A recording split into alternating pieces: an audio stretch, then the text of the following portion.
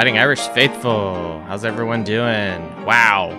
That was an exciting game. Probably a little too exciting, more than what we wanted, but Irish are victorious over the Gamecocks of South Carolina in the Gator Bowl. What a pleasant way to end 2022 and begin kind of, we won't talk too much about 2023, but hey, Irish are victorious 45-38.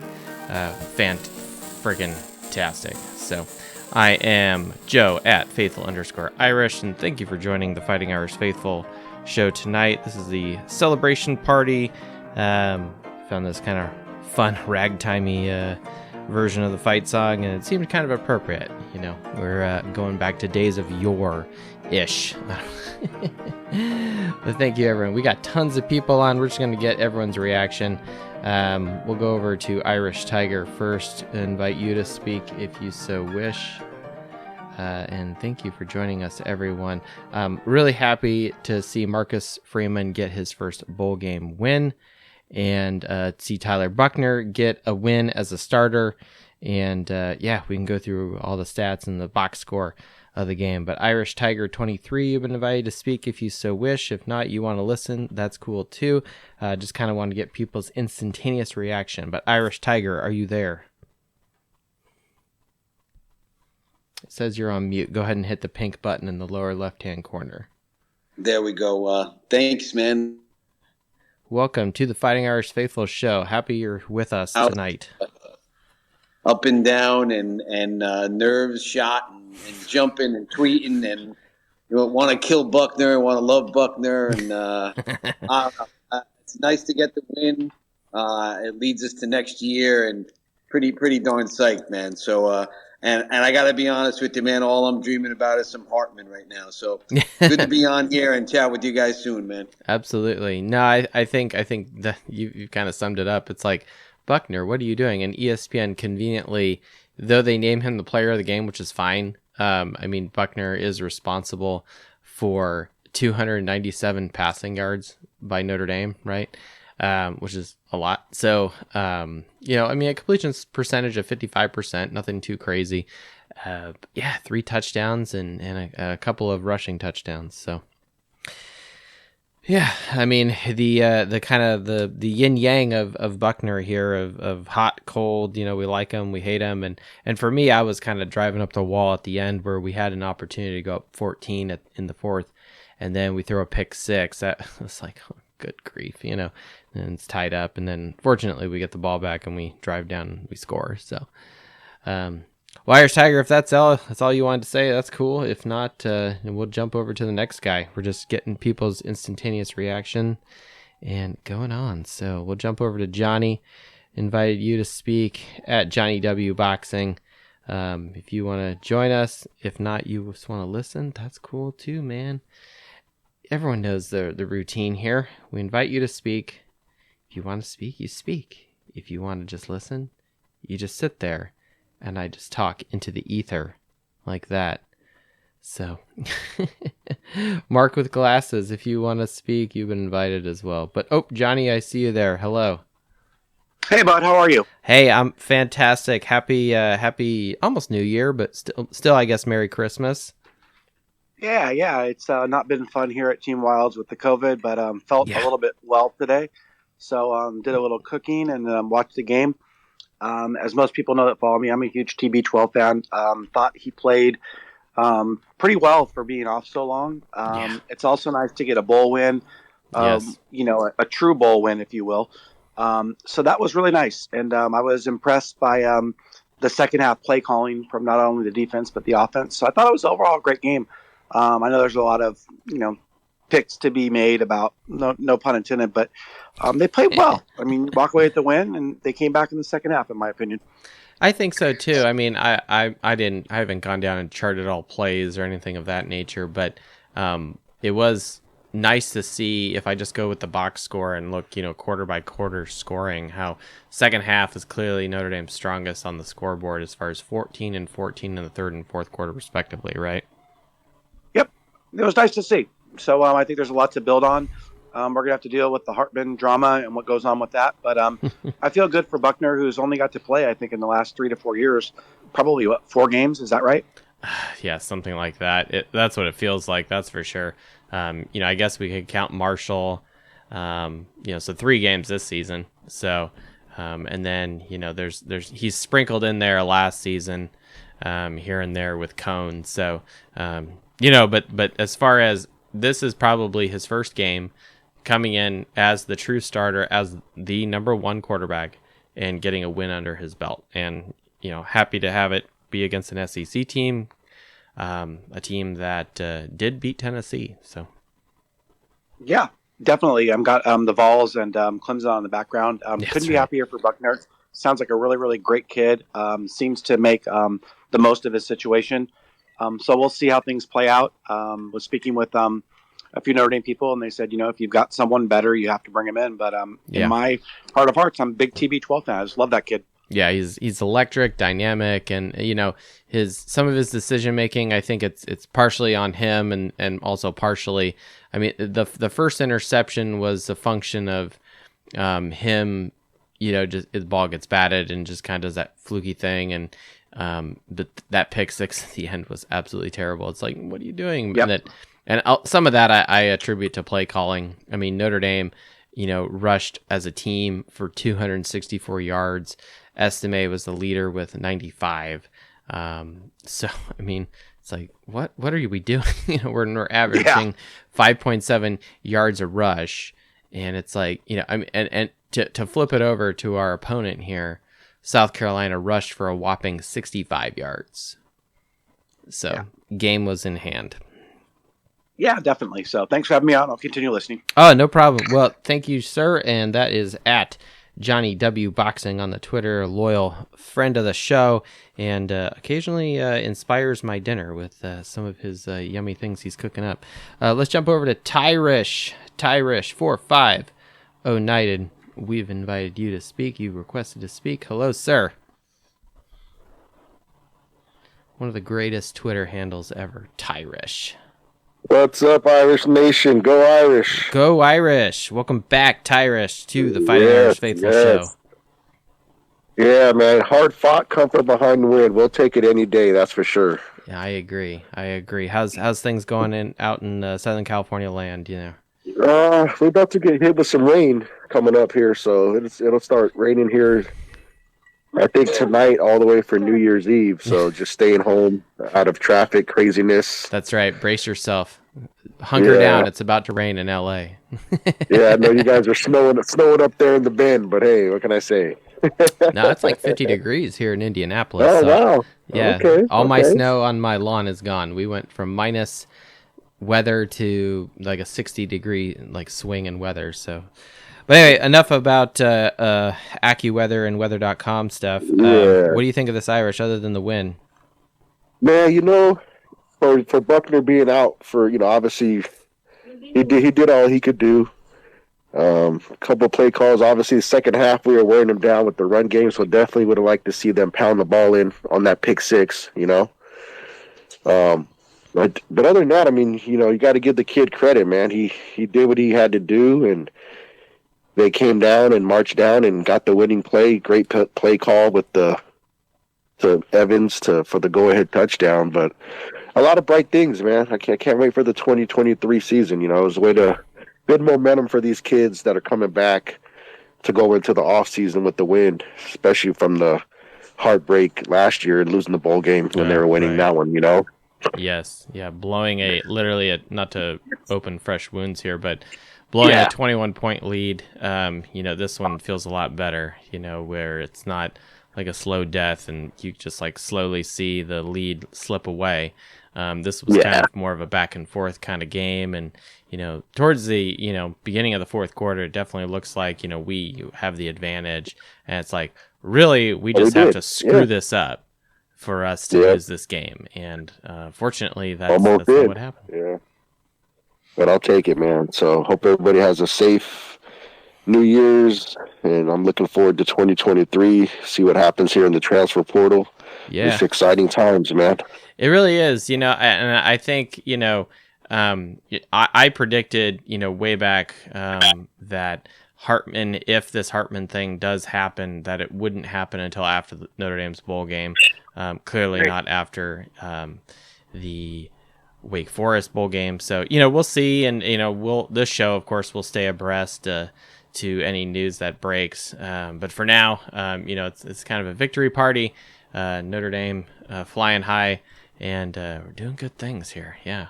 Let's repeat, the happiness here. Awesome. Stay safe, everyone. All right. Thank you, Tyrish, for joining us. All right. That's the fun bit here. Let's go over to Dom Richard, 88. Invite you to speak. Put the whiskey glass down, my friend. Jump on. Dominic, are you in the house? It says you're listening, but you may be putting the baby to bed. Dominic. Hey, can you hear me? Loud and clear. Good to talk to you again, my friend. Yeah, man. Clearly you made it home okay. Yes, I did. I got back. Didn't see that last pick six, which I guess was good. But, that's good, yeah. Gotta watch the end of the game, so that was nice. Absolutely. What's your feel of the Irish? For me, I'll say this. This is my third year doing this show. The last two times we've done a show at the end of the season, both were losses, right? One was the playoff game versus Alabama in 2020. Last year after the bowl game against Oklahoma State.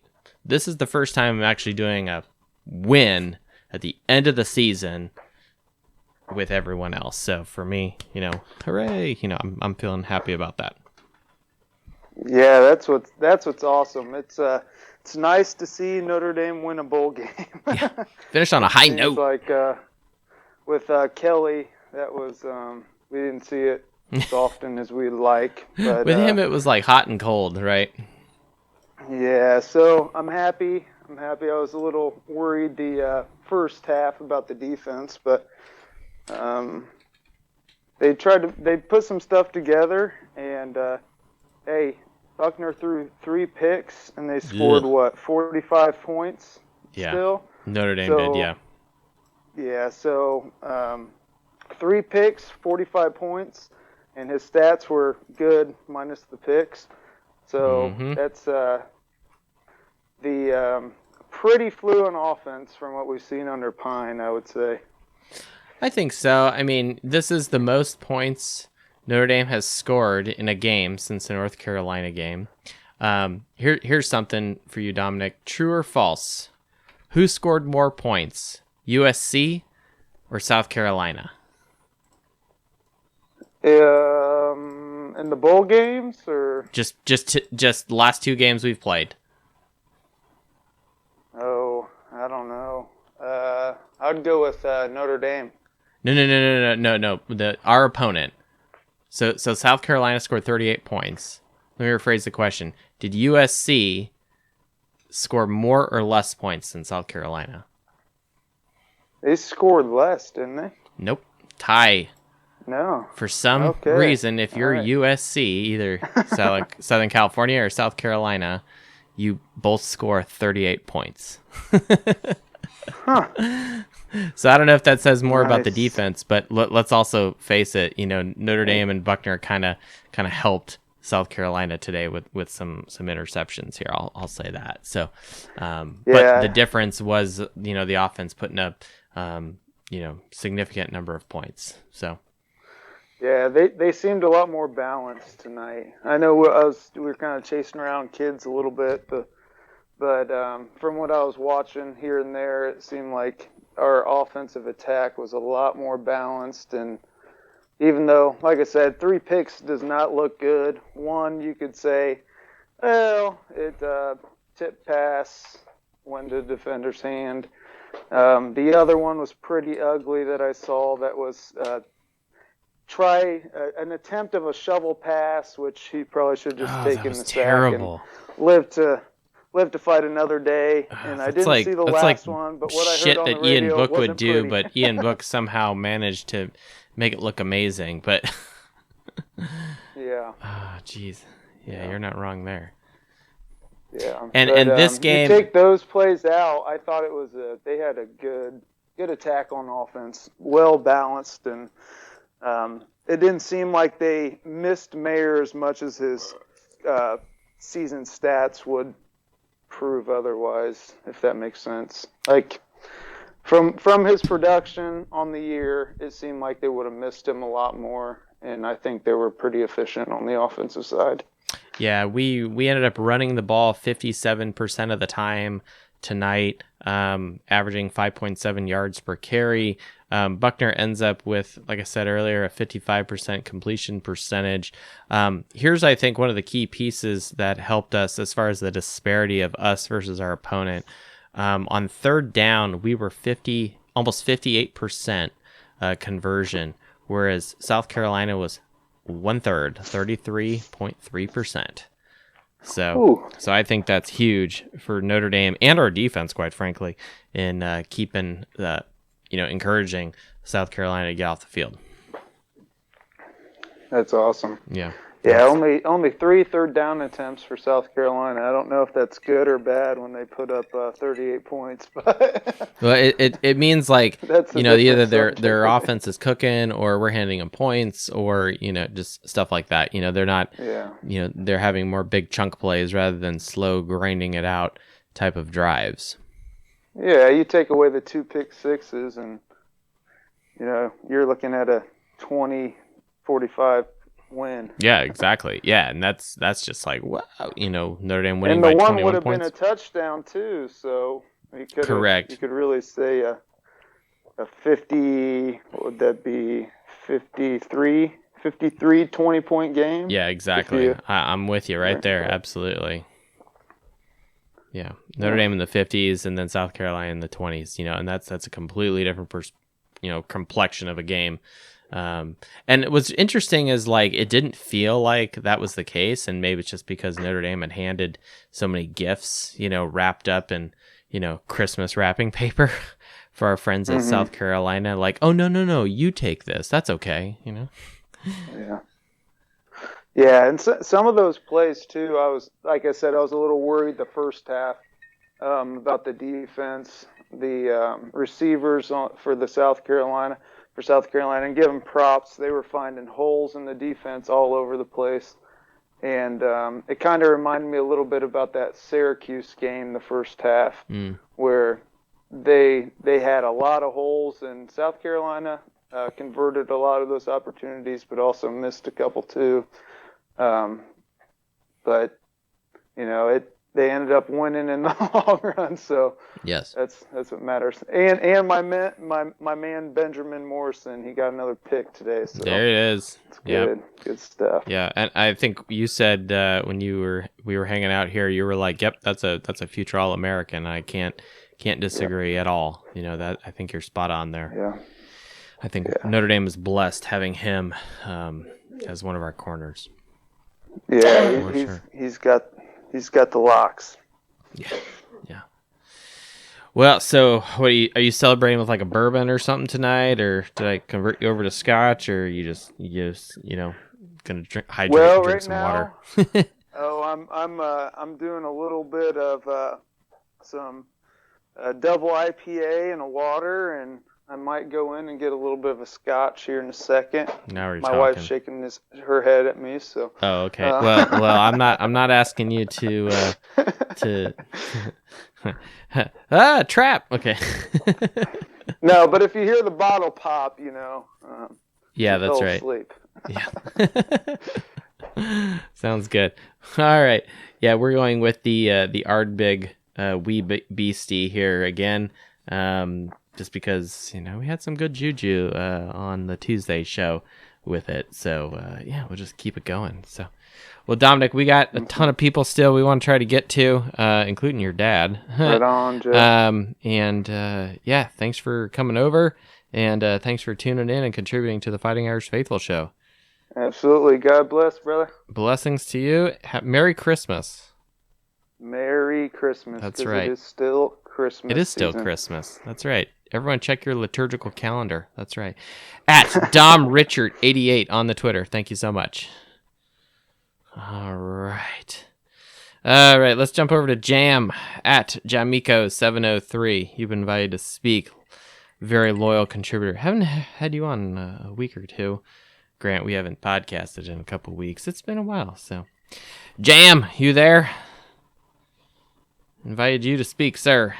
If you're there, to celebrate the bowl game victory with us. If not, we'll just jump over to Kevin Davis or Hockey Man or someone else. Jam, we'll keep you on hold here. Keep you invited to speak. Oh, there you are. Says your speaker. Can you? There you are. Hello. Yes, sir. Great day to be Irish. It is a great day to be Irish. I concur. Play of the game. Coach Freeman coaching up Snead after the fumble. When Snead blew the assignment, independent of the outcome of the play, which was the fumble that we recovered in that first quarter, Coach Freeman was coaching them up. When you think back to a year ago, and the coach looked a little more like a deer in headlights, first game or whatnot. Yes, and his engagement, his confidence, his presence is just—it's been fun to watch that mature throughout the season, and I love that moment. I love the resiliency of the team. I think that's a testament to his character. He's not emotional. He doesn't react emotionally, and I think you see that in how the team plays. They a couple opportunities early to really throw in the towel, and they did not. So, great way to end the season. Indeed. So you're saying more from a sense of, this is, to an extent a younger team because two of the leaders / captains, opted out for this game. And you're seeing, the evolution of our head coach, not get high on the highs and lows on the lows. I mean, he's still, celebrating his team's success. But he's being a coach. He's a little more neutral, and sometimes that's what you need on the sideline. Yes, but the engagement even. In the Fiesta Bowl, he looked uncomfortable. Oh, concur. He did not look uncomfortable at all. And, he was coaching up Snead, talking about that was your assignment, getting the flats when that, tailback flares. And it was independent of the fact that the outcome was what we wanted. We had, forced fumble. And he focused on the teaching moment. And I love that. Now, conversely, when you get inside the 4-yard line, you tell Tommy Reese he doesn't need to be the smartest guy in the stadium and run the damn football. Yes, please. Especially when your team is averaging almost 6 yards a rush. It's like, what are you doing, you goofball? Coordinators make suggestions. Head coaches make decisions. I concur. I could not agree more. At that moment, it's like, run the damn ball. Yeah, what the fuck are you doing, man? Like, I almost threw something when I saw that pick six. I was like, what the hell are we doing here? I don't want to get negative because we won the game and we ended up, coming back and scoring immediately, which was great on the ensuing drive. But it was just like, what are you doing, you moron? Like, you're down there. There's no reason to pass at that point. If it was like first down, 2 yards, second down, 2 yards, and it's like 3rd and 6, right? And then it's like, then it's really like 8 yards or whatever it was to get into the end zone. Okay, that's a different story. But it's like, good grief, that's not what's happening here. And so, but I will say this, Reese kind of redeemed himself with the, backside, it wasn't really a wheel route, Mitchell Evans. But see, that's intelligent play calling because he's been running the ball, he's establishing, and then that's the tight end basically going from the opposite side of the field down the line of scrimmage, then converting it into a wheel route. So he's looking over his left shoulder, then he turns to then look over his right shoulder, and then boom, there's the ball. And it was great. There was not a defender around him. So good read by the offensive coordinator and by the guys up in the booth in the tower saying, all right, this is what they will do. And that's what you want your offensive coordinator to do. I love Buckner. He weebled and he wobbled. He didn't fall down. Estime in the second half was also awesome. The one I really enjoyed seeing having a nice day was Braden Lindsay.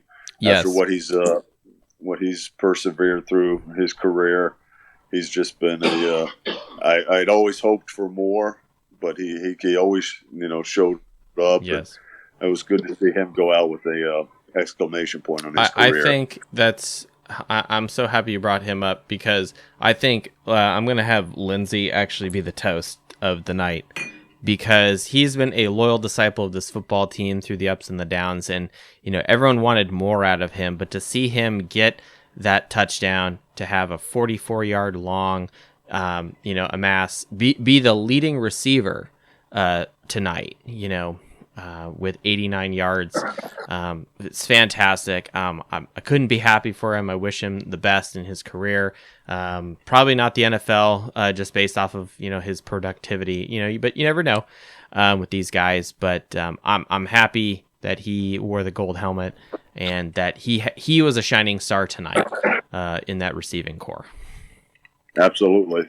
And as always, appreciate what you do, and a happy New Year to you and yours. Thank you. Absolutely. Yeah. No, we got the New Year coming up in a couple days, and it's happy to be good time to be podcasting with the Irish faithful, because I call it Fighting Irish Faithful. That's this show, but it's you people, everyone listening, everyone contributing tonight. You guys and gals are the Fighting Irish Faithful, and I'm just filling up this car with gas, right? So. Amen. Well, Jam, thanks so much for jumping on at Jamiko703 on the Twitter. Thank you for joining us again. Got someone new here at 35 West Drive. I don't know if that's your address, but that's cool. At 35 West Drive, you've been invited to speak. Welcome to the Fighting Irish Faithful Show. Pink button, lower left-hand corner to speak. Hey, thanks a lot. Hey, appreciate you, what you do. Great victory today. Great to see us finish on a high note. And great to see J.A. Miko 703 on here. He and I go way back. Oh. Growing up in Miami, Florida in the late 80s, living in Pilgrims in an Unholy Land when the Hurricanes were kind of the big team on campus. It's great to see the Irish come to the Sunshine State and grab a W. So absolutely. Yeah, nice trajectory, way to go into the I guess the off season, and really looking forward to bright things ahead. Right on. So you're down in Florida, Jacksonville area, or Miami, or maybe we'll bring Jam back on here. Maybe you guys know each other. I don't know. I'm in Atlanta now. Okay. But, I know J.A. Miko and the family. He's I think he's somewhere in the mid-Atlantic, if I'm not mistaken, in Delaware. But we've kept in contact over the years, and I know his brother was at the game. He's in a interesting family dynamic. I know his wife is a South Carolina grad, so he was on the ground actually at the game. Probably he's smiling. I'm sure his wife's family is not. But yeah, we pop Twitter's. Great to see the world as flat as it is, seeing his name on Twitter to hop on and Brilliant. Heard him speaking. So yeah, good day, really good day today. Absolutely. Well, that's great. We're getting people. You down in Florida, and then you said you're in Atlanta now. So we got one coast covered, and then we just had Johnny W Boxing and Tyrish from the left coast there out in California, and then we've got some people in the Midwest here that are on, and we're going to get to people like Kevin Davis, Hockey Man. Yeah, he's kind of more, I don't know, what do you call North Carolina? Is that Appalachia? I guess it depends on what part of Carolina you're right. in. But yeah, I don't know where Layam Rock is, but yeah, we got a bunch of people, good diverse group of people. We still haven't had anyone from Hawaii or Alaska. We have had someone from Ireland on this show, so yeah, excellent. Yeah, good coverage. So how'd you find the show? Do I follow you on Twitter, or what's the deal here? So full disclosure, here it comes. Opening up Twitter and saw the Fighting Irish Faithful as far as the Twitter gatherings, and was listening to you, just sort of eavesdropping, and then decided to hop on and participate. So I'm not. I think I read a stat somewhere that like 92% of Americans do not tweet, I am probably in that 92%. So this is a little bit out of character for me to pop on, but I figure stepping outside your comfort zone. Yeah, but I mean, if it's after a bowl game, Notre Dame victory amongst the group, I'm sure there's a lot of alums, if not alums, then big supporters here. What good place to hop in, I guess. So. No, that's great. No, we welcome anyone from an alum to former players to just fans and subway domers and all the above. We've even entertained, I use entertain very loosely, some opposing fans. We haven't had too many hostilities here when we're cussing out someone from SC, we tend to avoid such confrontation, but no, we this is a friendly place. I like to. So you're new, so that's fine. So this is Fighting Irish Faithful, third season doing this. This show is powered by Scotch and Spreadsheets. If you stick around long enough, go ahead and check out some of the older stuff. In general, I like to compare Notre Dame to teams that win the title, which lately hasn't been very kind to Notre Dame, but it's all in the effort and the aim to say, hey, look, Notre Dame, I think this is your only problem, or two or three, that if you address some of these issues and put up some numbers and stats and data like Georgia, Alabama, etc., then hey, this is how you get there. So we talk about stats of champions, things like yards per point, something that no one else will talk about. But at the same time, we like having fun. I drink scotch normally, and so we joke around. And we are the loud table at the bar, but we're a friendly table at the bar, and we welcome everyone in. So, well, that's great. I can share back. Area we're obviously very heavy into obviously supporters of the University of Georgia, both alums as well as folks that that support that program. And I had the pleasure of going to the game against Georgia up there and then down here, and sharing just the sentiments of a lot of the supporters who participated or actually traveled up to South Bend for that game. Gosh, I think that was maybe 6-7 years or so ago. Yeah, 2017.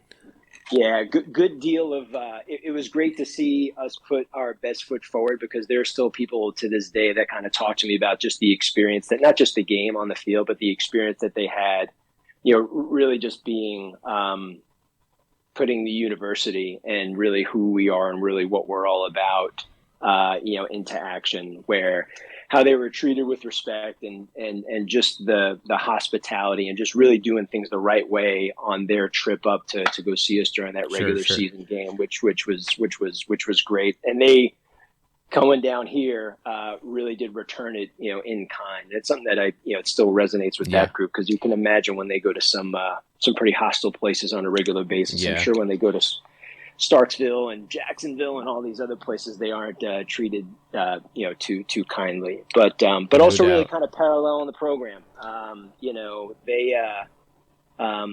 Kirby's the guy that kind of got him over the hump, and that we're hoping that rhymes, right? I mean, Kelly took us to a certain point, but Freeman's the guy that to get us over the hump, and put a lot of those final pieces into play. So it's kind of like when Mark Richt was over at Georgia, right? And it's like, exactly. Gosh, they're really close, Georgia, and then it's like, well, all right, and then he leaves and kind of does the Miami thing, which was kind of funny because they ended up smoking us that year, but we won't talk about that game because that game soul crushed me. That's right. But no, I think you're spot on here. Like I agree with you that Notre Dame shouldn't be Michigan State where people are like spitting at you or whatever, but at the same time it's like, we should also show some respect to someone visiting in our house.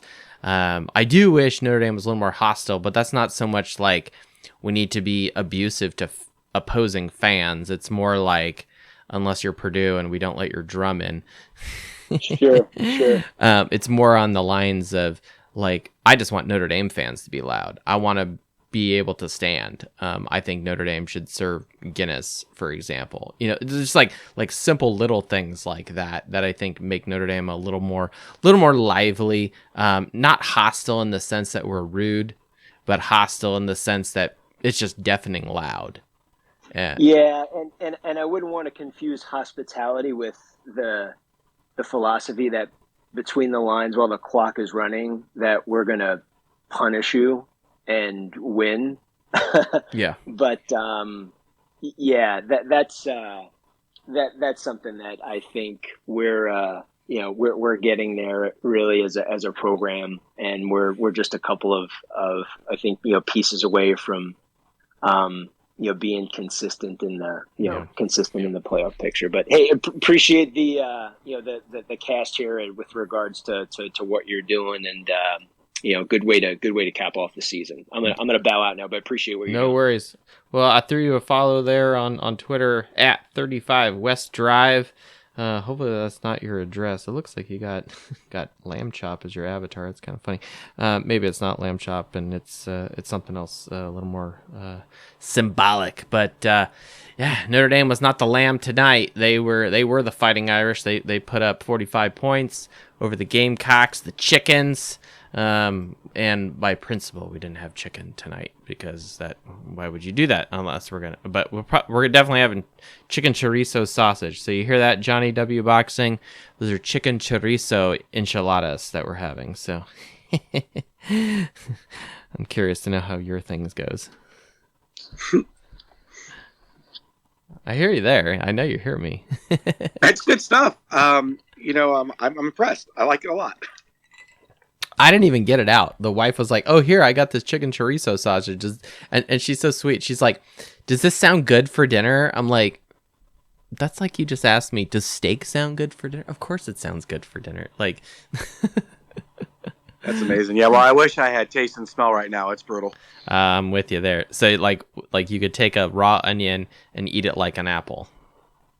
I guess I made some chili yesterday that I thought was mild. My wife said it was the hottest chili she ever had. I couldn't taste it, so who knows?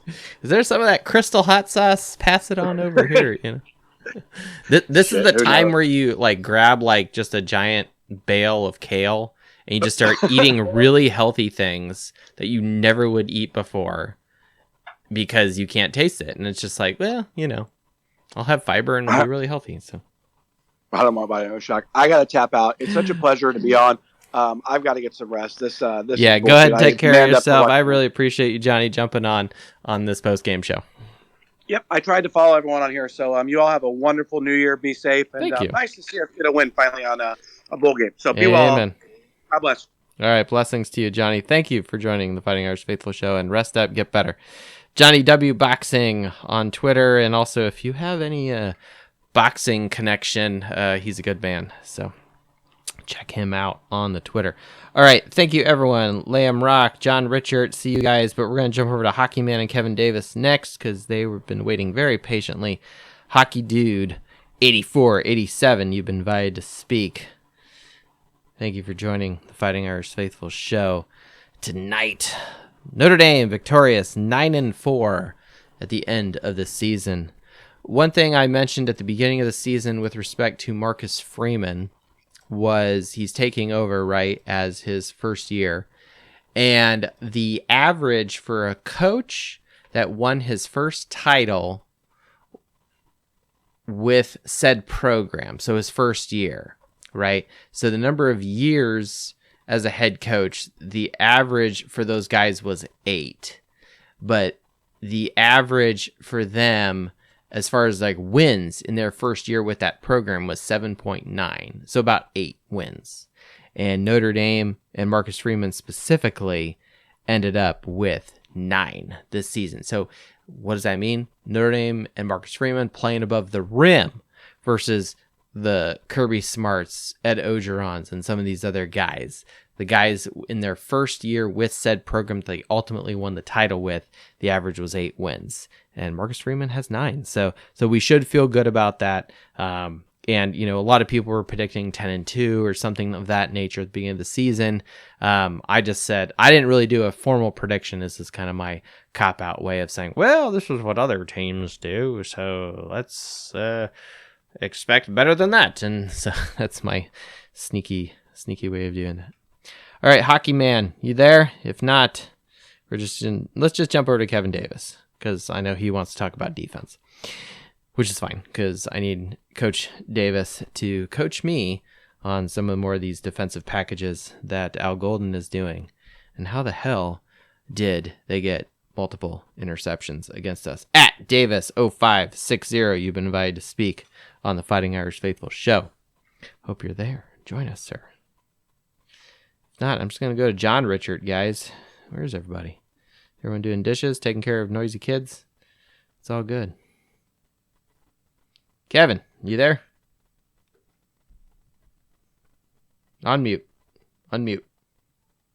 Yep. How are you? Hey, Kevin. Merry Christmas. Happy New Year. Almost. Yeah. Merry Christmas. Happy New Year. Thank you. I needed this one today. I needed a bowl win. I got tired of losing all these years, so I just needed this win today, and I'm glad we got it. Absolutely. Should we play the fun music? Sure. Let's play the fun music. Fun music.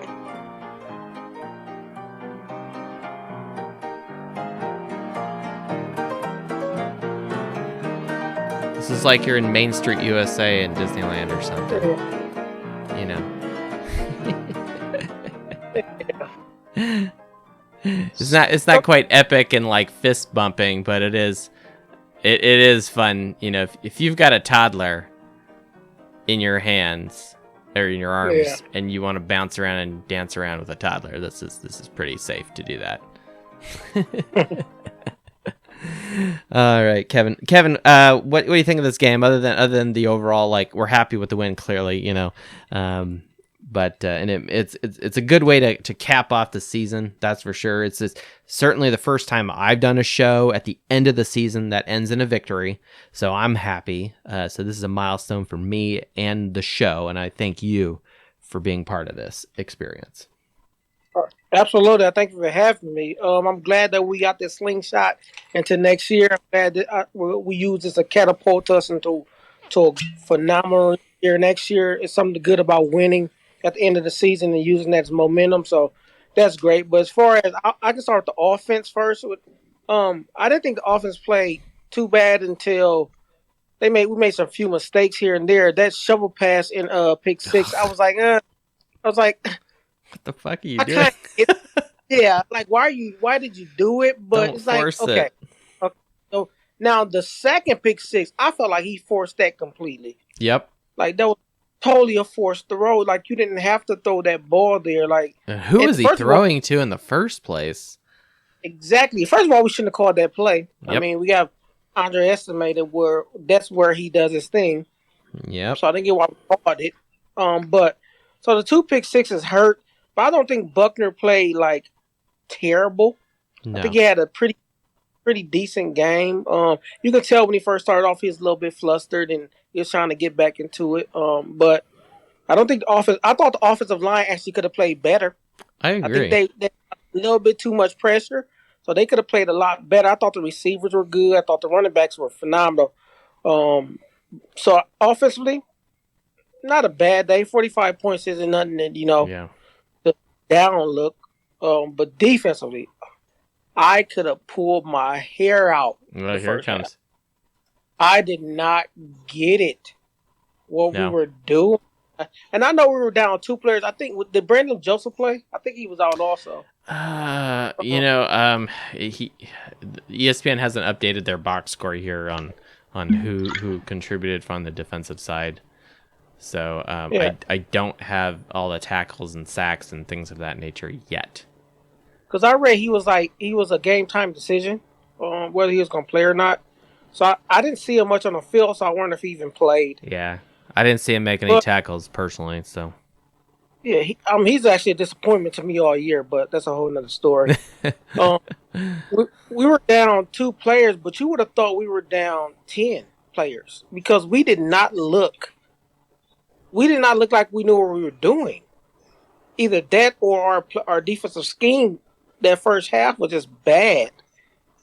I don't know, I saw Maria fall down on the edge one time. I was like, why are we doing that? It's like, what's going on here? Yeah. There were a few times during the game where I'm just like, I start doing this thing where I see our linebackers kind of creeping up, and then I'm hoping just maybe like one of them or none of them actually blitz. But then I see both of them blitz, and then no one's getting home, and I'm like, oh dear, and I end up like doing that thing where you like squeeze, above the bridge of your nose, like I'm like, what are we doing here? And it's like, where's my koozie? Where's my beverage? Like, what the fuck are you doing, Al Golden? Like, so I don't know, like, and even if you think about that first series, they went all the way down the field, literally running screenplays. Wide receiver screen, tight end screen, pretty much all the way down the field. How can we not stop these screens? Like, it was, and then that whole thing, y'all know how I am with linebackers. When we run I don't know if we're running a dime or what are we running, but there's no linebacker. It's like, we pull all linebackers out the box and leave this big open mid. It's like, sometimes I just don't get what Al Golden's doing. I know he's probably bringing like an NFL style defense, but it's like South Carolina isn't chucking it deep, and like they don't have Alabama receivers or Clemson receivers of yore, or guys that are just like destroying people with the fade or the corner, right? You know what I mean? Like that's not what they end up doing. That's not their bag. So it's like I don't even know why they're even in a dime. That's my opinion, or if you're in a dime, like, please have your linebacker stay home so you can at least have an opportunity to break on a flat. Can we try that? There's no reason to play a dime against South Carolina. Period. I agree. All because they have good receivers, but they don't have great receivers. Their entire core isn't great. They have a good quarterback. Like, there was nothing where if we were playing Alabama, try dime, or somebody like that, try dime. South Carolina isn't that. Like, we didn't need to. They ran screens most of the game, so it's like, why are we in these certain packages? So I just didn't get defense in the first half. They figured something out in the second half, even though I think most of that was because I feel like South Carolina on both sides of the ball were not conditioned. They got tired. Yeah. They got very tired. So we figured something out, and I'm glad we got the win, but figure out how not to have people score so many points. At the end of the day, I will say this. I do think Notre Dame was the stronger football team. We did look better conditioned. The fact that Notre Dame, after marching down the field, then throwing the stupid pick six, in the play that didn't need to happen, where it was like a 90-yard, 100-yard return, right, which was awful. But Notre Dame goes all the way down the field. Our O-line clearly has already marched down the field. They do it again. And maybe it's also a function of the South Carolina defense is a little gassed after that series and has to go out there again. So maybe that's playing it into it. But the point is, our conditioning of our offense looked better than the South Carolina defense. Yeah, I think we were the better team all around, and I think we showed that in the second half. I got a question, Kevin. Sure.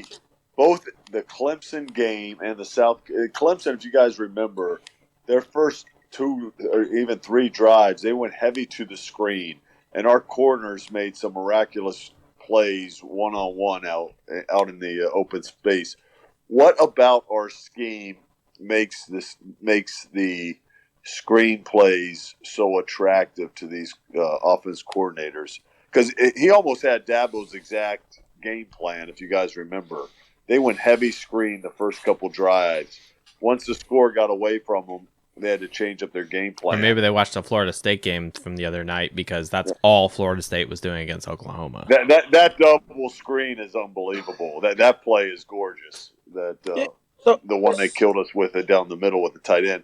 But going to the flats is something I've seen both Dabo and then Beamer went heavy on. So this the 2 things I would look at when it comes to those screenplays is, first, the defensive end.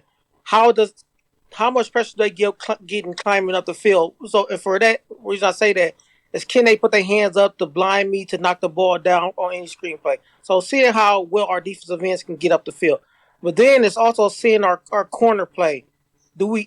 How often do our corners bite inside on things? Right, if they know they can get our corners to bite inside and take that edge, that secondary force, then it's very is, and you saw it a couple times when they ran it. Our corner did not keep secondary force, and they just ran the ball outside of it, right? So they look at those things. I think we have to do better in our corner position at defending that. Now Morrison does better with it than whoever's the corner on the opposite side. So that's what they were running a lot of it to, away from Morrison.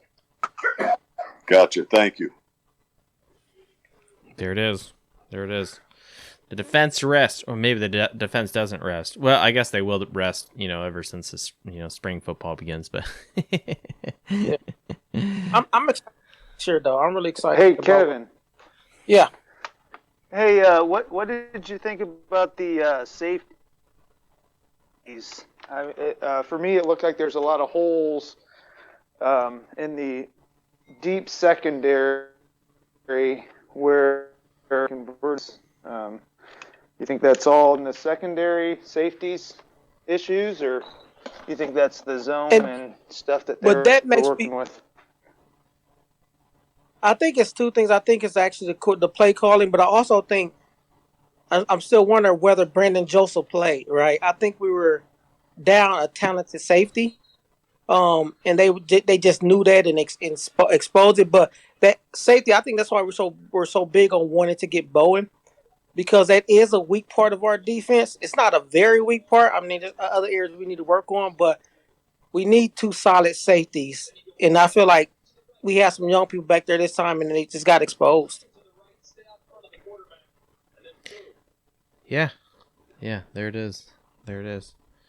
Good talk on the defense, especially, this is something that I personally am trying to pay more attention to, because defense is so important to having a successful football team. And look, when we are playing against really good opponents, the defense is going to have to step up. I attribute the USC loss to, a failure of the defense and things of that nature. We can dissect offensive stats left and right, which, and maybe it's a function of like fantasy sports, or, they tend to show up on the stat sheet a little easier. And, clearly for me, it's a little easier to do. But the defense, it's a little harder. And a lot of it is, there's the, unless it's a sack or tackles or, pick or something of that nature, sometimes defense is just being in the right space and occupying something and preventing the quarterback from, making that throw or making that play or, whatever. The guys who don't get the big credit is like the nose tackle, right? And his job is just to, just be the clog to your drain right there, like don't let anything down the middle, just cause havoc up front. We have to have a good defense, and the fact that Marcus Freeman is a defensive minded coach as far as his background, gives me confidence going forward, especially into his second season next year. So really good. All right, guys, we are stacked on people. Let's try to jump over to Hockey Dude here real quick here. Hockey Dude, 8487. Invite you to speak. If not, let's jump forward to Lay I'm Rock. No. Let's take it back. Let's go over to John Richard. You've been waiting patiently. Richard 7 John on the Twitter. You've been invited to speak as well. Yo, hey, how you guys doing? Hockey Dude. Oh, are you getting pulled over? You gotta let you go. Can you hear me? You hands free? Oh no, that's I'm outside. That's on the road out there. That's not me. It's the wild night. No, man, it's not I'm even in, New Year's night. Yeah, I'm in Jacksonville, North Carolina. Okay, Jacksonville, no, North Carolina. The other Gator Bowl. Yeah, so it's on the east side, so it's on the coastline. There you go. Yep. What do you think of this bowl game win? Feeling good, eh? Yeah, it's almost like the opposite of last year's bowl game. Yeah, because we won. That's right. Well, I mean, like, how the first half and the second half went. No, I'm with you there. Yeah, that's a good point. Yeah, because the first half, last year we were feeling really good and we're up, and then this was a game where Notre Dame had to fight back, had to claw back, and get back into it, and we certainly did that, Yeah, we definitely wore them down the second half. It was a shame with that pick six. It's kind of one of those things where it's like it's just going all our way. They're worn down, and then that happens, and it's like, damn. Like, how the hell this happened? Yeah, that's how I was feeling. I was like, what just happened? I felt like I was at work, and it's the last 5 minutes of my shift, and then something comes up where you got to do something and stay later. Oh, yeah. And you're like, what just happened? Yeah, it's like, oh, dear, this is not how I was expecting my day to end, right? But yeah, we got, it was like, what was it, 21 points, like 2 pick sixes, and then that fake field goal punt thing or whatever they did. Sure. So that was 21 points for them. So I mean, I don't feel that bad after this, thinking about it going forward the next year. But I was definitely frustrated with the defense in the first half. But. Yeah. It just seems, they weren't playing on all cylinders. I'm just really happy that this kind of turned in, I don't want to say a Big 12 game, but it certainly was kind of more of a shootout type of a bowl game. I think from, people like ESPN and anyone looking at the ratings, obviously Notre Dame's going to draw a crowd. And then if Notre Dame and South Carolina are in a kind of a shootout match and lots of points on the scoreboard, where the total number of points that are, being scored is like, approaching the 80s, right? Like that, like there you go, right? Well, it didn't look like Notre Dame drew a crowd in this game. No, well, and I'm partially to blame for 2 of those tickets. I'll just put it that way. But hey, no one on this show or listener on Twitter wanted my tickets because I was gonna go to the game and then decided I couldn't make it work responsibly. So I had to sell my 2 tickets on the secondary market. So I'll take some responsibility on that. Well, that's nice of you, Joe. Yeah. Anyway, but yeah. Any other thoughts, hockey dude? Or now we just watch some bowl games and then go over to NHL or what? Yeah, I mean, I'm running a bowl pool, college football bowl pool with my family and my whole extended family and all that. So, I'm pretty depressed with my picks so far, besides the Notre Dame game. So, do you have? Are all your picks locked, or do you have an opportunity to change them up? No, they're locked. How I run it is, all the games have a certain point next to them. So, like, the more important bowl game has more points, obviously. Oh, okay. I didn't know if it was like a confidence point type of situation. No. I'm in a, and we mentioned this on the Tuesday show, I'm in a bowl mania with Dos Leprechauns, and it's right before kickoff is when your pick gets locked in, but your points are a confidence point that you say, okay, this is who I'm A, picking to win, but B, this is, I decide how many points they get, and every team is unique. So points 1 through 43, and then so your most confident pick is on one level and then down the way. And of course, me being me, I put together a spreadsheet with all this data, and so far I'm doing okay. So I'm in the top 15 right now. So nice. And I was really cautious at the beginning and didn't assign a lot of confidence points as I was building the spreadsheet. This is what I did on Christmas Day. It's like, oh, baby's taking a nap. Okay, back to the spreadsheet. Let's do some math. This is my idea of fun, but we'll see how it works out. So yeah, so it's either gonna if I win the whole thing, you guys in this show will not hear the end of it. I'll just put it that way. It's like, hey, it's like I fucking know what I'm talking about, Yeah, well, you guys won't have to hear about my bowl pool because I'm pretty sure I'm not going to win right now. Oh, so. Sad. Yeah, but Yeah, there it is. Well, anything else on this Gator Bowl, or just celebrate the victory and bring in the new year? Hey, I can finally probably go buy a Gator Bowl T-shirt now. Finally won a bowl game, so that's good. That's right. Absolutely. This is the. I was thinking of this morning. This is the the last time Notre Dame won a bowl game was in 2019 versus Iowa State. Yeah. It's been a while. Oh yeah, so I put this in the little chat there, but this is an ESPN stat and info. It says Tyler Buchner is the only FBS player over the last 25 seasons with 2 passing touchdowns, 2 rushing touchdowns, and 2 pick sixes in any game, bowl game or otherwise. Oh, I see that. Yeah, there it is. I see that in the chat. Nice.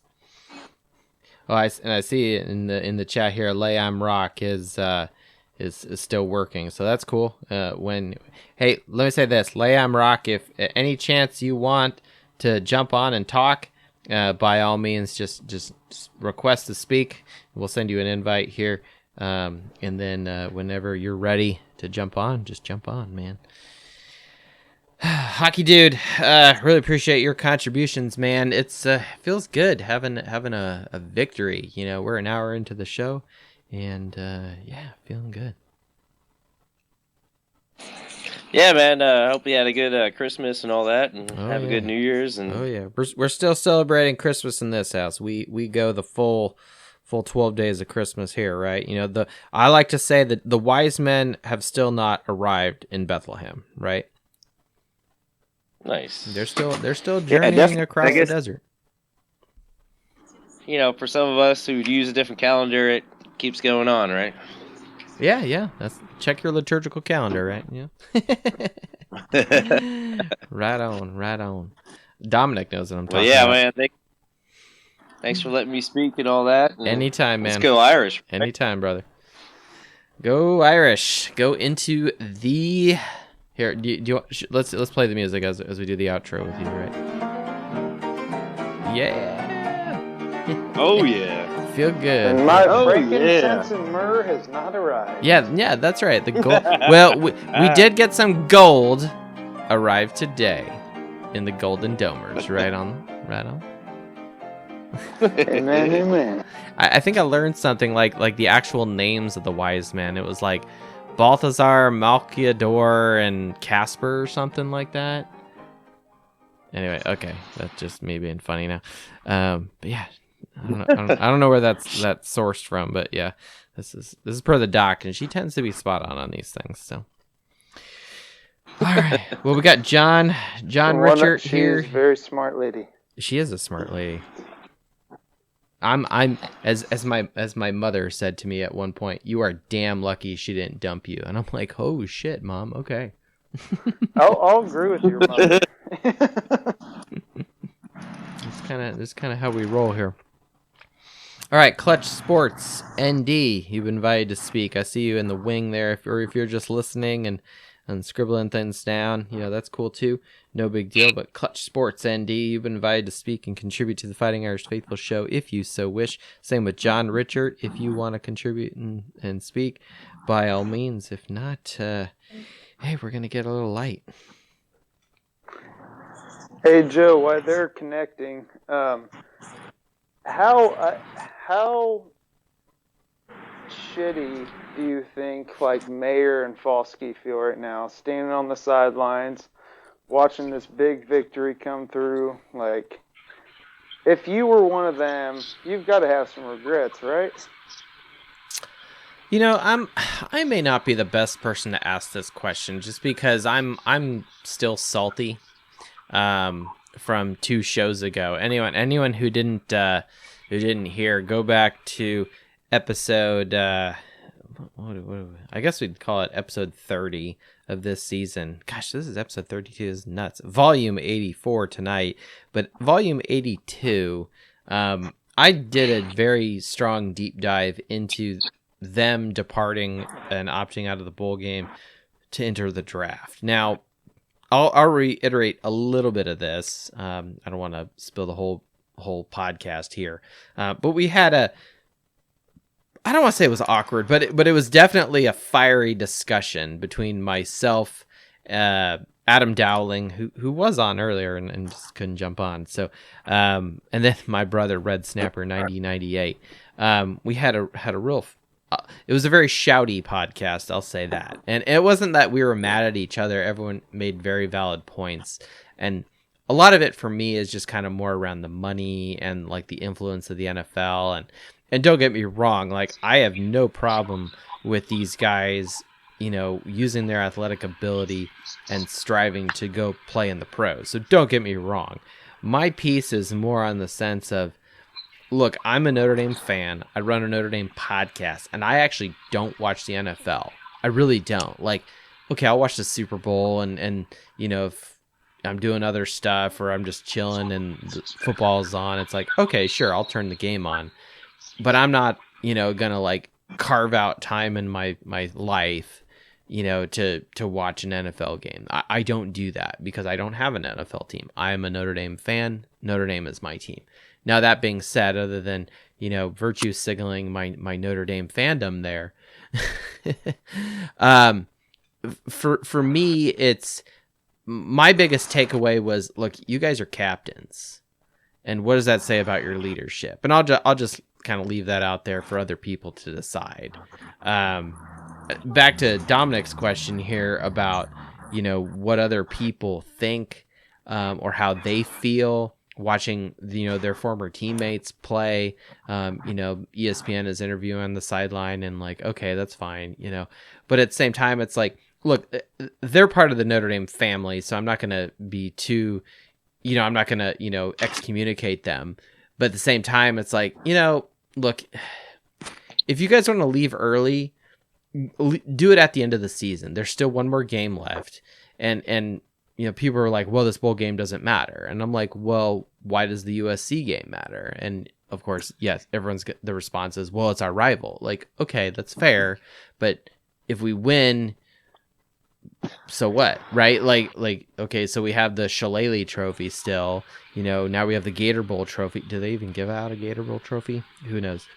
But the point is, like, there's a Gator Bowl trophy. Is there? Is it like a gator? I mean, it just looks like a generic Super Bowl trophy, a little different. Okay, fair enough. Well, I wish I was on live with that one because I would totally defend you in your position, because I think it's a lot of bullshit that these guys. Team captain. I've been a team captain, some of them for a couple years, but I'm not going to play in this big game because I'm looking out. I'm no longer part of the team. I'm going to look out after my self-interest. That's not a leader to me. That's not a captain. And that was my thought as well. It's like you're a leader. You signed up to be a leader, and what does that say about your leadership qualities or the example you're setting for other guys and this, that, and the other? And it's like, to me, it was kind of more like you're just being a leader when it's convenient for you. And people are, and don't get me wrong, a leader buys into their team. Yeah. They buy into the team. They buy into everything that's going on. And obviously, if you bail out on the big game because of you may get hurt, is not something a leader will do. No leader bails on their team, period. And don't get me wrong, like I will agree that there's always the injury, quote unquote, risk, right? But like there's injury risk, in practice. There's injury risk, in Tyler Buckner's case, walking downstairs on campus, that's someone that needs to be wrapped in bubble wrap, But my point, and I think also contributing, and maybe some of the naysayers maybe for Notre Dame's victory tonight is, there were a lot of guys on South Carolina that opted out for this game, right? So don't get me wrong, I'm not here to like downplay Notre Dame's win, but at the same time, I'm also going to be like, look, I don't control South Carolina, and nor do I care. I just want us to win. Simultaneously, clearly, as a podcaster, I don't have any control over what happens on Notre Dame's roster. But these guys are captains, and everyone always responds with, well, remember Jalen Smith, like it's remember the Alamo type talk. Like, no, like, okay, cite other example. And Wholesome 35, who was on said podcast, he came in and was like, well, Jalen Smith also had an insurance policy on himself, essentially for getting injured. And, he still had a solid career, being drafted in the second round, played for the Cowboys, and did some fine things in the NFL, right? Probably would have been a little different maybe if he, didn't get injured in the game against Ohio State. But at the same time, it's like, dude, you're playing Ohio State, the team that had won the title the previous year, going against Joey Bosa and some of these other great players that Urban Meyer had. It's like, and I'm not here to build up Ohio State. It's just like, cite other example than Jalen Smith. Right. And so like, that was just kind of my thing. So I don't want to rehash too much of episode 30. Everyone, I encourage you to go back to listen to that one. Titled and it's actually it's kind of a sneaky title. It was right after Coach Mike Leach passed away, and so the title is "Thank You, Mike Leach and Coach Ken." So we had a good tribute to Coach Leach and to Ken Niumatalolo of the Naval Academy, formerly of the Naval Academy, talking about since Navy and Notre Dame have kind of a special relationship. Well, Clutch Sports ND has been invited to speak. We're invited you to jump on. Welcome to the Fighting Irish Faithful Show, sir or madam. Hello. Hey, can you hear me? Yes, loud and clear. Welcome to the Fighting Irish Faithful Show. Happy to have you with us. Awesome. Merry Christmas. Yeah, Merry Christmas to you. I'm glad you invited me to speak. I just wanted to say go Irish. Yeah. It was a wild game, but it was a lot of fun. It was. It's really fun and exciting to see our Irish win. And honestly, like, obviously, does the Gator Bowl have significant impact and move plate tectonics of the, over the Marianas Trench of the Pacific Ocean? Of course not. It's the Gator Bowl. But at the same time, as Irish fans, we want to end the season on a positive note and win our bowl game. Yeah, absolutely. I think any postseason win is always going to help with momentum going into the next year. I think we saw something similar to the end of 17 going into 18, the end of 19 going into 20, and just some positive momentum to build on. But it was great to see Buckner back, although it wasn't quite the O-line that I thought we were going to have, at least the performance by him.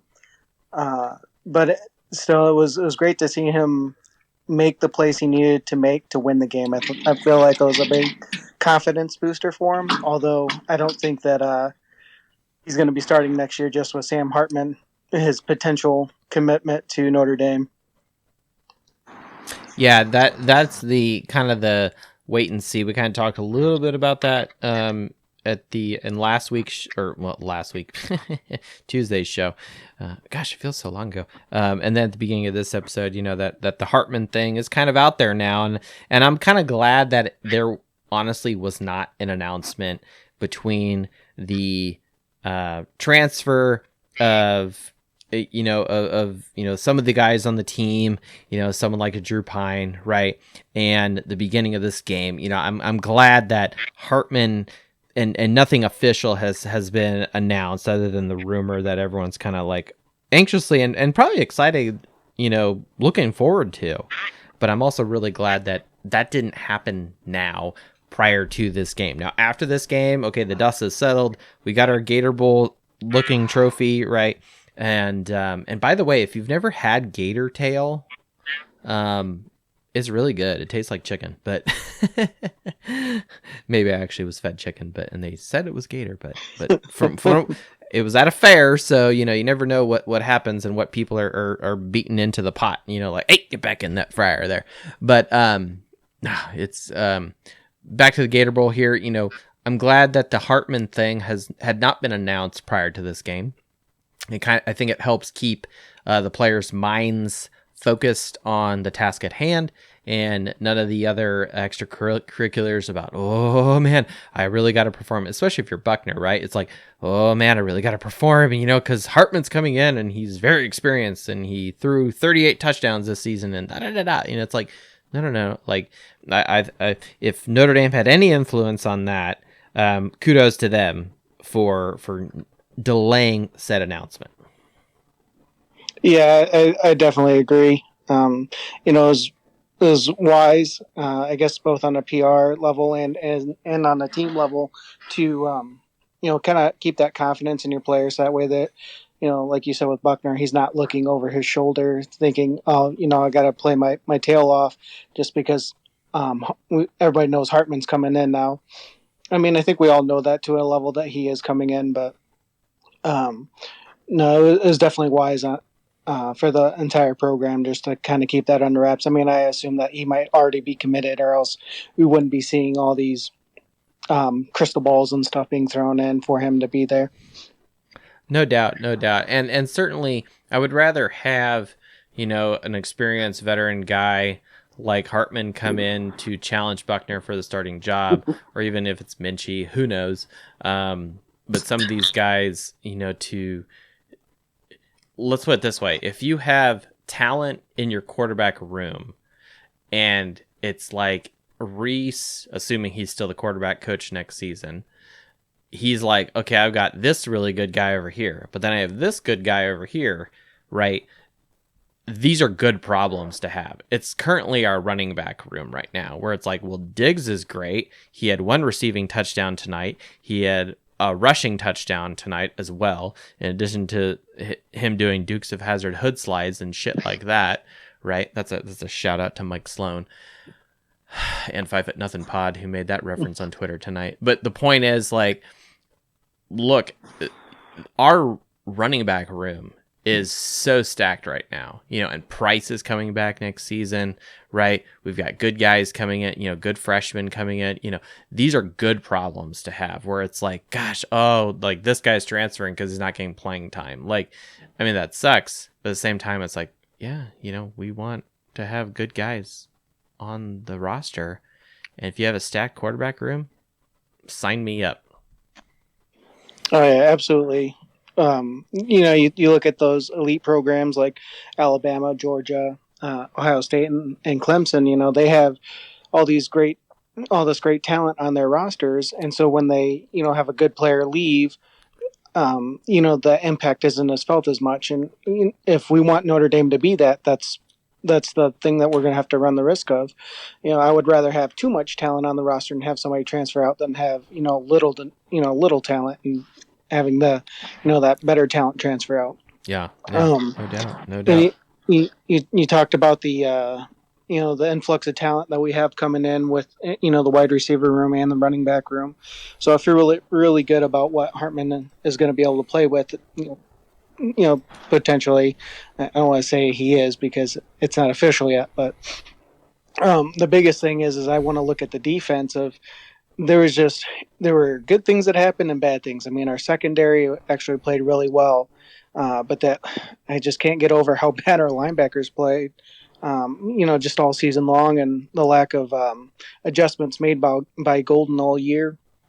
I don't know if that's the linebacker plays due to coaching. If maybe Golden feels like he can't spend the time with them because he's trying to coordinate defense. Because I mean, he was a great linebackers coach when he was with the Bengals. So I don't know what happened with his coaching there, but in that, and I don't know, I feel like the defensive line was a little underwhelming too. With I don't know if it was Washington's way of coaching or if there was just that the scheme change with Golden, what happened. But I feel like the bigger thing right now we need to focus on is getting that defense to perform at a championship level again. Yeah, well, and keep in mind that, the hole, and Foskey did leave a hole, right? He was 4th on the team in total in tackles, right? But he also accounted for 30% of all of our sacks all season, right? So that, don't get me wrong, that's a big hole that our defense and Al Golden and the scheme needs to adjust for, right? So I'm not here to make excuses for Al Golden, because earlier in the show we were like, what the hell are they doing and what package are they running, right? And Kevin Davis and I and Dominic are talking about dime packages versus not, right? Like, who knows what's going on? But simultaneously, it's like, yeah, I'm with you where it's like, all right, what are we doing on the defense? And, and Marcus Freeman is a defensive-minded coach. So I hope that he can take a balanced approach to the results of this year and the trajectory and what Al Golden is doing to assess, the next step forward and going into next season. I mean, maybe it's a function of just these new guys wrapping their heads around the new scheme. I think it was after the Marshall game, Dave, one of our other loyal contributors to the show, he had made a comment how some of these guys, this is their third defensive coordinator in 4 years. And that's crazy to think about. And that's not to make excuses, but it's more of like, okay, this is a new system, and the play, the calls are different, right? And yes, okay, we're 13 games into the season. These guys should, know what the calls are. But the point is, like, I'll say this, if the defense does not produce better stats, and I'm talking scoring defense, turnover margin, things like that, rushing defense, right, yards, opponent yard points, those kind of things need to be addressed. And if there's not improvement towards championship caliber defense, baby steps, whatever you want to call it, then that's on Coach Freeman to make a decision about who he wants on his staff. And that's not a shout out to Al Golden or a threat or whatever. I think that's just the nature of college football. It's like, look, if you're not excelling at your job, excelling at the University of Notre Dame, a program that wants to be excellent, and certainly this podcast is going to hold your feet to the fire because we emphasize stats. I've gone through the last 10 years, and I'll do it this year at the end of, this playoffs and all that stuff.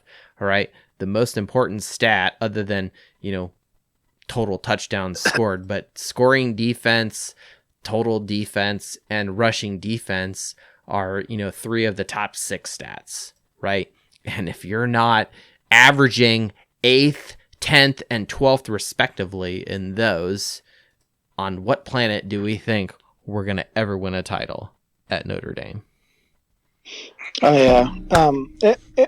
Agreeing with what you said, like, I'm not calling for anybody to be fired, but definitely for them to take a deeper look. Oh, and neither am I. Like, coach. We won this game, Yeah. right? Let's not get crazy here, but yeah, they definitely need to, like you said, I trust that Freeman is going to have them take a deep look at the way things were handled this season, and fix those little areas in the off season, and get back to that championship caliber that we've gotten to know and love, basically since Van Gorder left. Don't hurt me. Sorry. I just got over the BVGVs. Okay. Yeah. I've taken we've all my had- medicine, right? I've been to counseling. Like, I don't need. Yep, absolutely agree. So 5 to 6 years of really good defensive play. So it's nice to know that our offense is finally trying to find its way there as well. And with Freeman, I trust that he's going to get those people in place. Help elevate them. If they're not living up to standard, and if not, I feel confident that he'll make the necessary changes. Unlike BK, who was fine with hiring friends and keeping them on staff, that it just really held the program down. So I have full confidence in Freeman. This is a great way to end the season. Super excited for what the future is going to bring under him. Lots of learning, learning on the job type stuff happening for him this year. But I felt like, especially after that Stanford game, he really found a new way to coach. I don't know if it was his talk with Jen Tressel, something saying, "Hey, this is your team. Lead it. Don't let your coaches lead it. This is you. This is the Freeman team." So Sure. Yeah, super excited for what Freeman's going to bring. Absolutely, and I think we saw that more and more this game, and then I'll throw it over to I think it was Dominic there, or maybe it was Hockey Dude. He's getting more involved on the sideline. When Buckner threw a pick, he's bringing him over. He's talking to him. When Snead's doing stuff, he's talking to him on the sideline, right? He really needs to take ownership, because at the end of the day, it goes against his win-loss record. He's the head man. He's in charge. This isn't the NFL where, there's a little more delegation and influence of the owner or the GM and some of this other stuff, right? In college, the college football head coach is pretty much a czar. You control everything from the sugar content of the Gatorade to your recruits to potentially play calling, right? You have the autonomy and the authority to say, no, we're not running that play. We're going to do this instead, right? Like you can throw down the gauntlet. And not that we want Coach Freeman to be in that position, because that's just awkward as shit. And it's probably not good for the home base there. But simultaneously, he's the one at the end of the day that's going to have to go in front of the media, going to have to, answer tough questions. And it's not so much an ego thing, but it's like, look, when you win games, press conferences are a little easier. When you win games, recruiting is a little easier. Okay, so it's like, do yourself a favor, all right? Do what's right in game with decisions, exercise your authority, because quite frankly, you're being paid to exercise your authority, right? Not me, right? But other people have come on and said, yeah, you're the head coach, anyone from Father Jenkins to Jack Swarbrick to whatever, saying, yeah, Marcus Freeman is our guy. Be that guy, right? If you're Frank Leahy and yelling at your players and abusing them in practice, fine, do it. Okay. If you're Lou Holtz eating grass on the frickin' sideline, which was kind of weird, but he used to do that, like, fine, do that, eccentric stuff.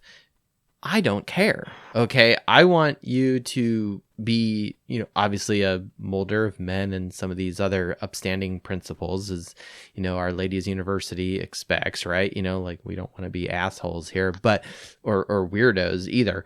But at the same time, take ownership, be responsible, be the leader, and be the leader as being the tip of the spear. Amen, brother. Amen. And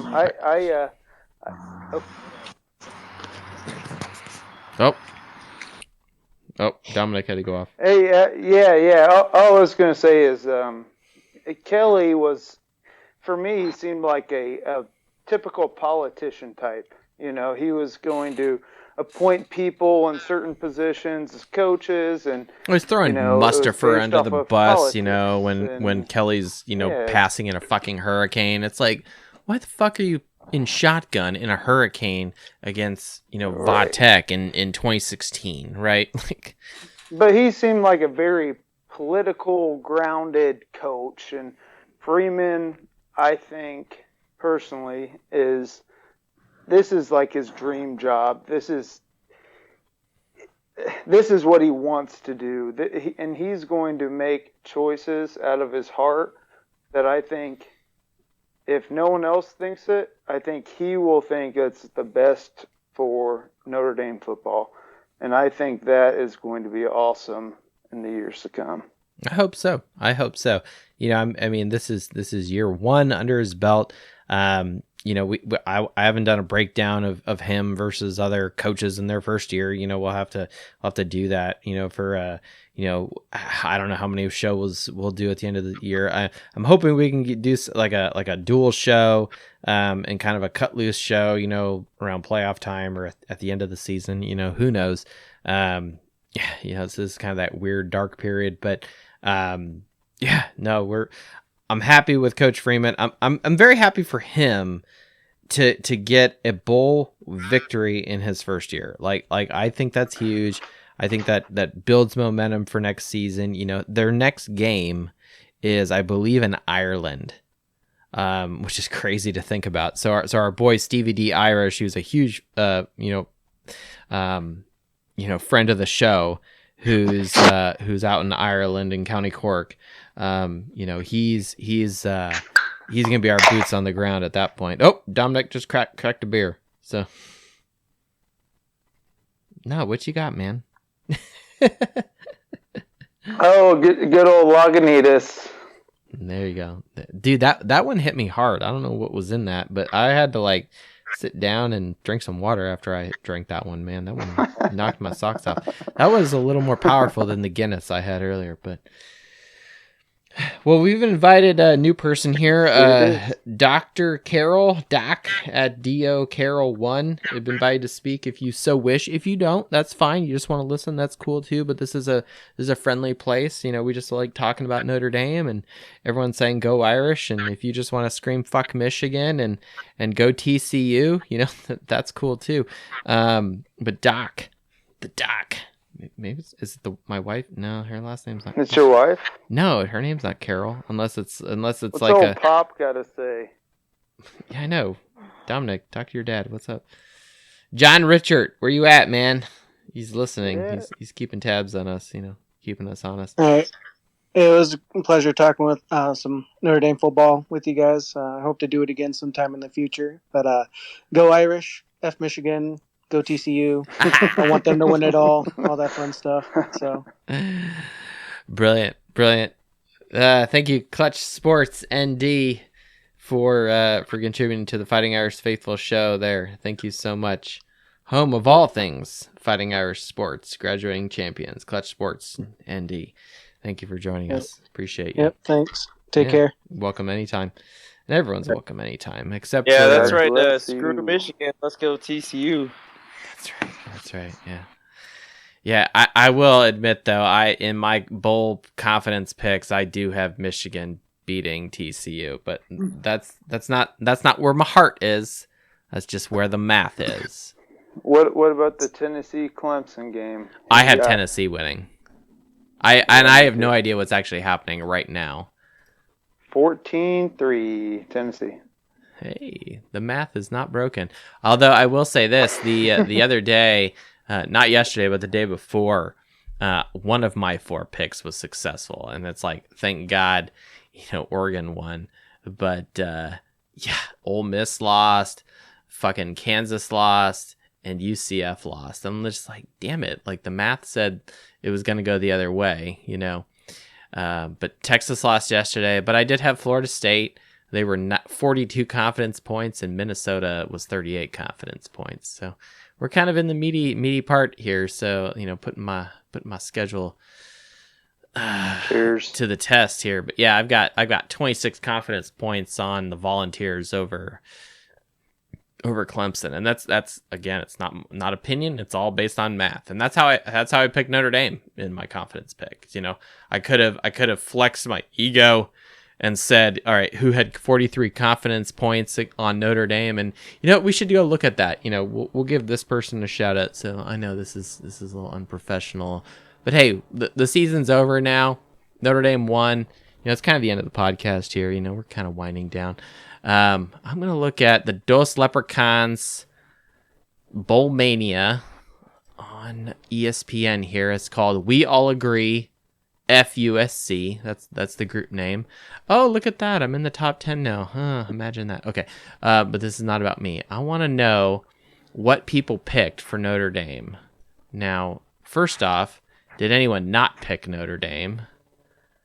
Oh, there is a sinner here. Chicago Domer, 1991. You actually picked South Carolina with 5 confidence points. Shame on you. Oh, there's a few people.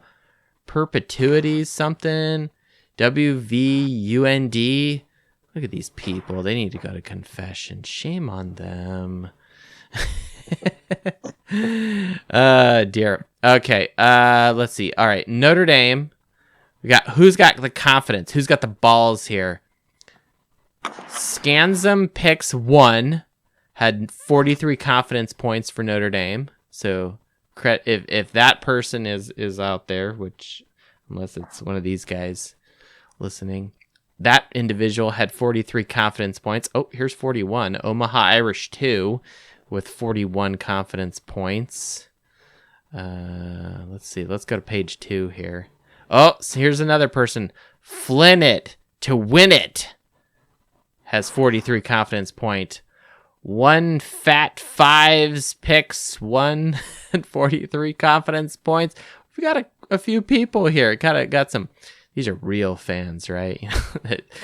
These people are picking with their heart, not with spreadsheets, right? So I had 31 confidence points, so you know I'd say that's on the high side. But again, That's what the math told me. So, all right, that was fun. I'm glad I remembered to do that. I was more confident about the Notre Dame victory than I was the Maryland victory. Sadly, I had UCLA winning out over Pitt, but fucking Pitt strikes again. So Pick that one. That one I picked wrong as well. You had the Bruins as well. Yeah. And I think my heart would have gone with UCLA just because I'm from LA and fuck the Trojans. But at the same time, it's like I've respected the Bruins, but yeah, no, it's just not how it's gonna roll. Picking bowl games is funny. In my family bowl pool thing, there's a lot of sometimes there's like kids will win it, or some people that don't watch college football that win it just because they pick on whatever they pick on, the colors of jerseys, whatever it is. Oh, what's their mascot? Oh, that's cool. Let's pick that. Yeah. Yeah, exactly. Yeah. Well, and then it's kind of like the new. I don't want to say new, but like with basketball, everyone filling out a bracket, right? Yeah. Like that's kind of like, hey, pick who's gonna win, right? That's kind of how it rolls. Good stuff. Well, we're kind of winding down here, crowd. We've got not too many new people here. John Richard, you're invited to speak if you so wish. Dominic's on mute, and he's just cracked open a new beer, so he's ready to rock and roll. Hockey Dude's on with us. Kevin Davis staying with us and listening, keeping us honest. But yeah, if no one else has got anything hanging new, around, loving the show. Yeah, appreciate that. No, I'm glad everyone's jumped on. This is kind of the victory celebration here. A little light, but that's okay. We're competing with some other college football on right now. It's 10 o'clock on the East Coast. Yeah, Notre Dame is victorious again over the South Carolina Gamecocks with a score of 45-38. Notre Dame doing well, puts up some good numbers, decent numbers, and I'm happy Notre Dame is finishing 9-4. So happy that we're playing some old ragtimey music here. We're gonna have to come out with something different though than this. Let's see here. Anyway, if anyone's got any suggestions, just jump on the pile here. Something we've played before, or anything good. I don't know. Cement or Sandman, maybe. Enter Sandman. Want some Metallica? Well, I don't know if we can play. I don't know if we can play that Virginia Tech stuff. Maybe that. I was gonna say that sounded very, very, very. How about this? We'll play. We'll do this. We'll play probably one of my absolute favorite Metallica songs instead, and it's not so much appropriate going into the off season here, but I think Notre Dame is a force to be reckoned with. We had a decent recruiting class. Okay. Notre Dame is 8th so far. It could have been higher, but we don't need to talk too much about, guys flipping or NIL or some of that other stuff. A lot of that's kind of knitting circle rumors, quite frankly. Not to be negative. I mean, you can play an old classic like Your Love by the Outfield. What? I have no idea what that is. Does that sound? Is that Huey Lewis or what? You're gonna have to send me a DM or a link. Maybe I am still young. This is. Here's what we're gonna go out with. If you heard this song, you would recognize. I imagine I would. I won't lie. I'm pretty savvy. I'm gonna go out with this.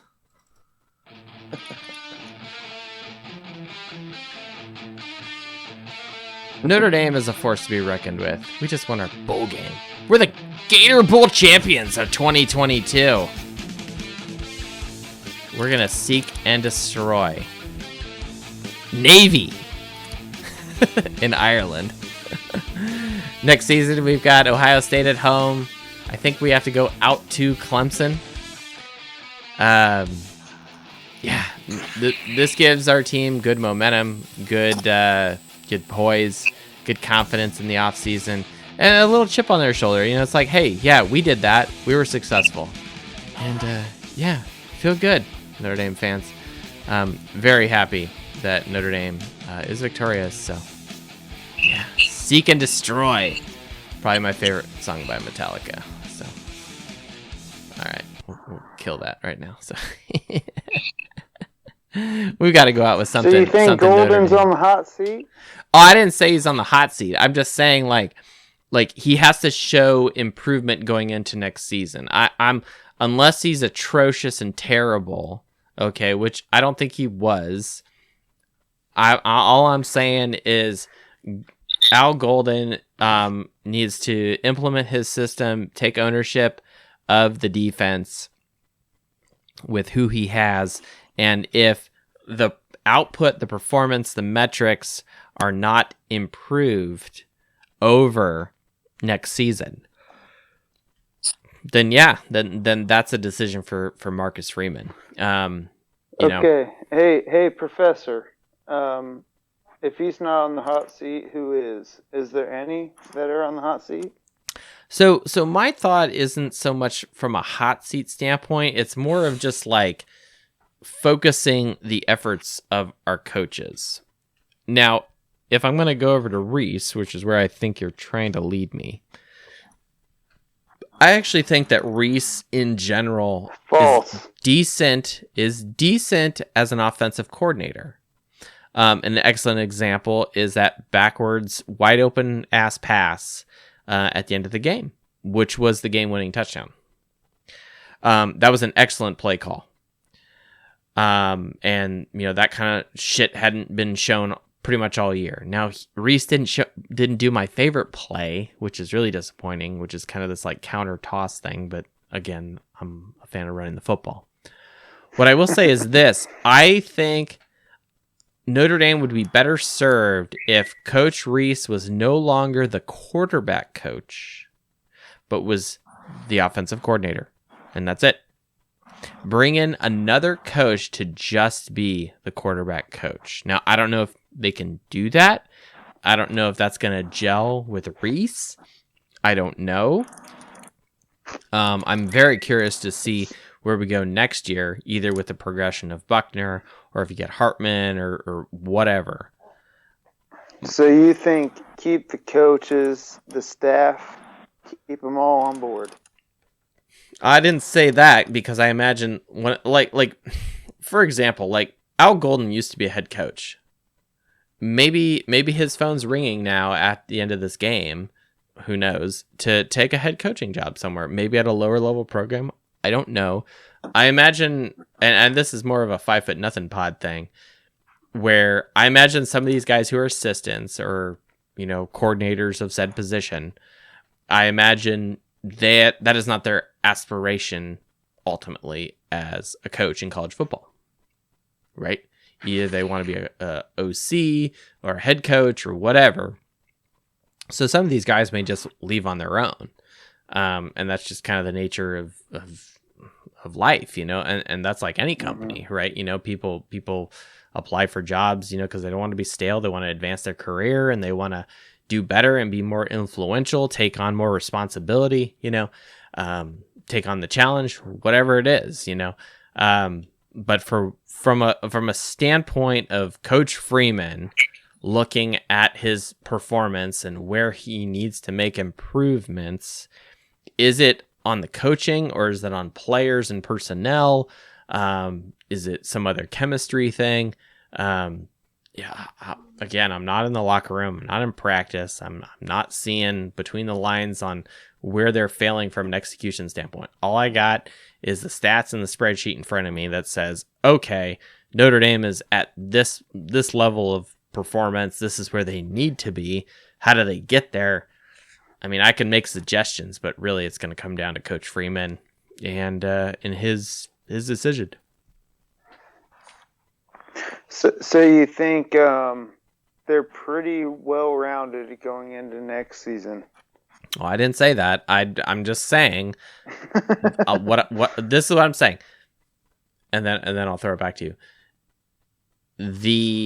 This is his first year ever at being a head coach for a whole season. Yeah, he's gonna feel that out.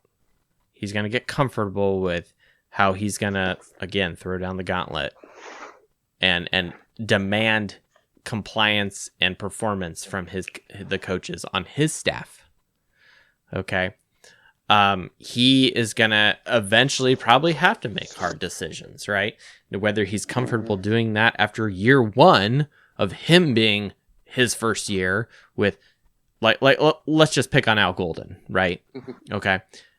Is he really comfortable with saying, Al, I love you, man, but let's find you a job somewhere else because we're going to go with someone else? I don't know if Marcus Freeman is ready to do that. I don't think he is. And at the same time, is Al Golden, does he need to be let go from a defensive coordinator standpoint? And this is not the who are you going to get discussion. This is more of a, you've been in there 1 year. Okay. Like, this isn't, and some of his defensive performance is not terrible, right? You know, we're top 25 in some of these defensive stats, right? So it's not horrible. Is it elite? No. But again, you've been there 1 season. Okay, after coming off being in the NFL under a new head coach.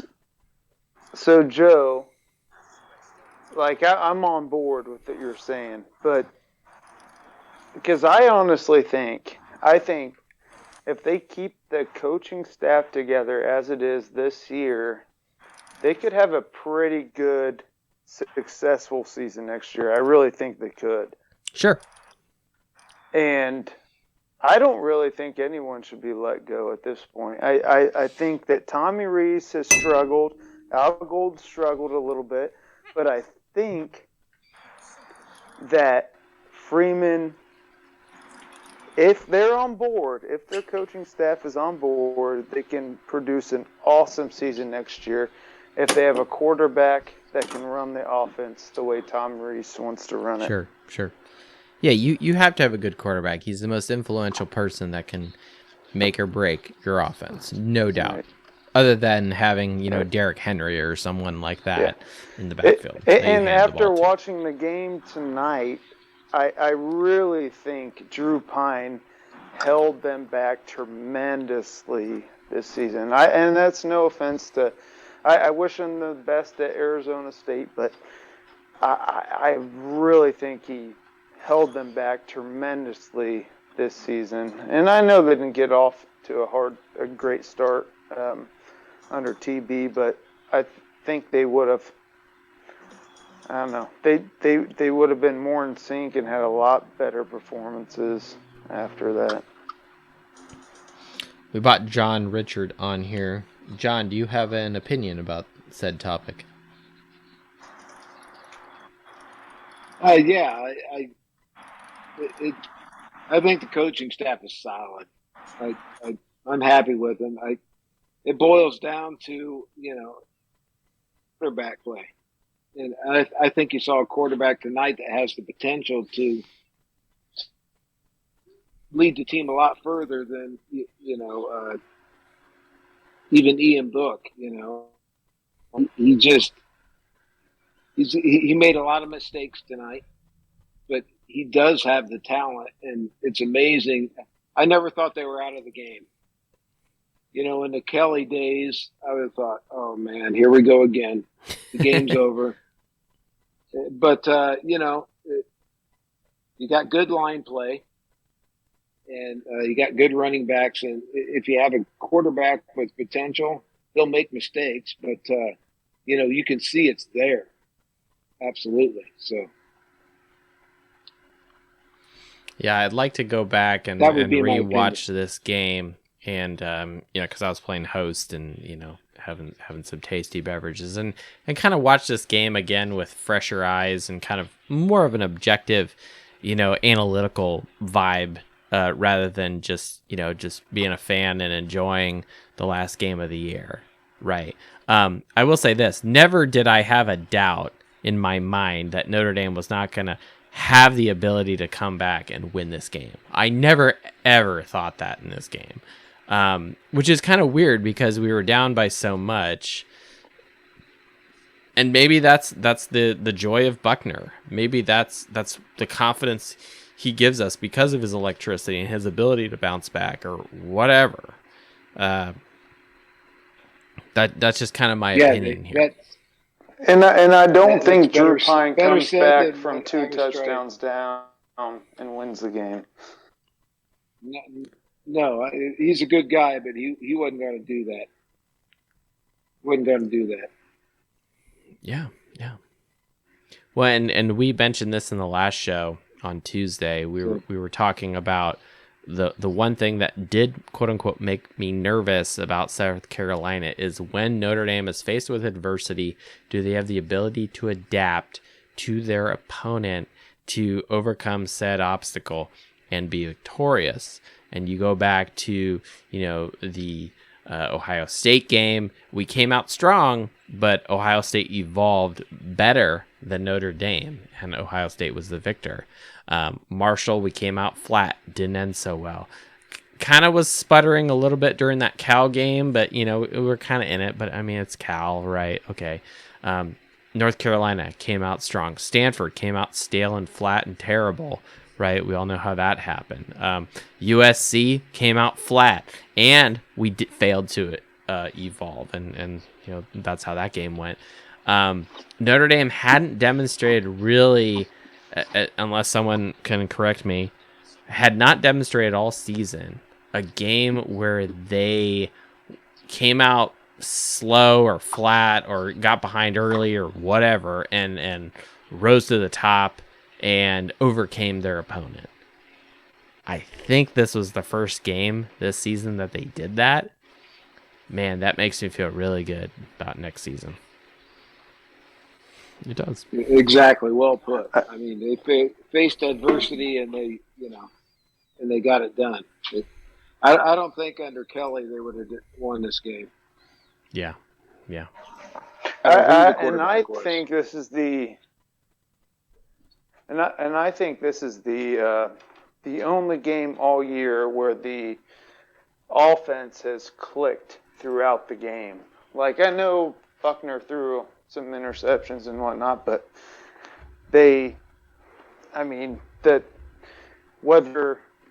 no matter what game you looked at, either the offense was off the first half and then they're on the second half, or off the first half and on the second half.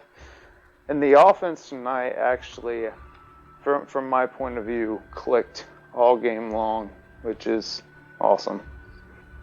Yeah. And the defense, once they settled down, it took them a while, but they were dominating once they settled down, I think. I think so too. I think they had to, as Kevin Davis has told us, it's like, let the game come to you, stick to your assignment, do your job. The defense ultimately did that. Yeah. Do your job. Don't get overwhelmed. Don't worry about what your buddy is doing. You as a unit trust in each other to be successful as a program and as a unit. But you yourself have to win your individual battle that you're responsible for. If you do your battle and put trust and confidence in your buddy who's doing the same, great. Good things happen from that. I'm very excited for this program going forward. We were all really high as a kite, and anyone who wants to go back to the fun episode, it's kind of like early December of last year when Marcus Freeman was hired officially as the head coach. That was kind of a fun show.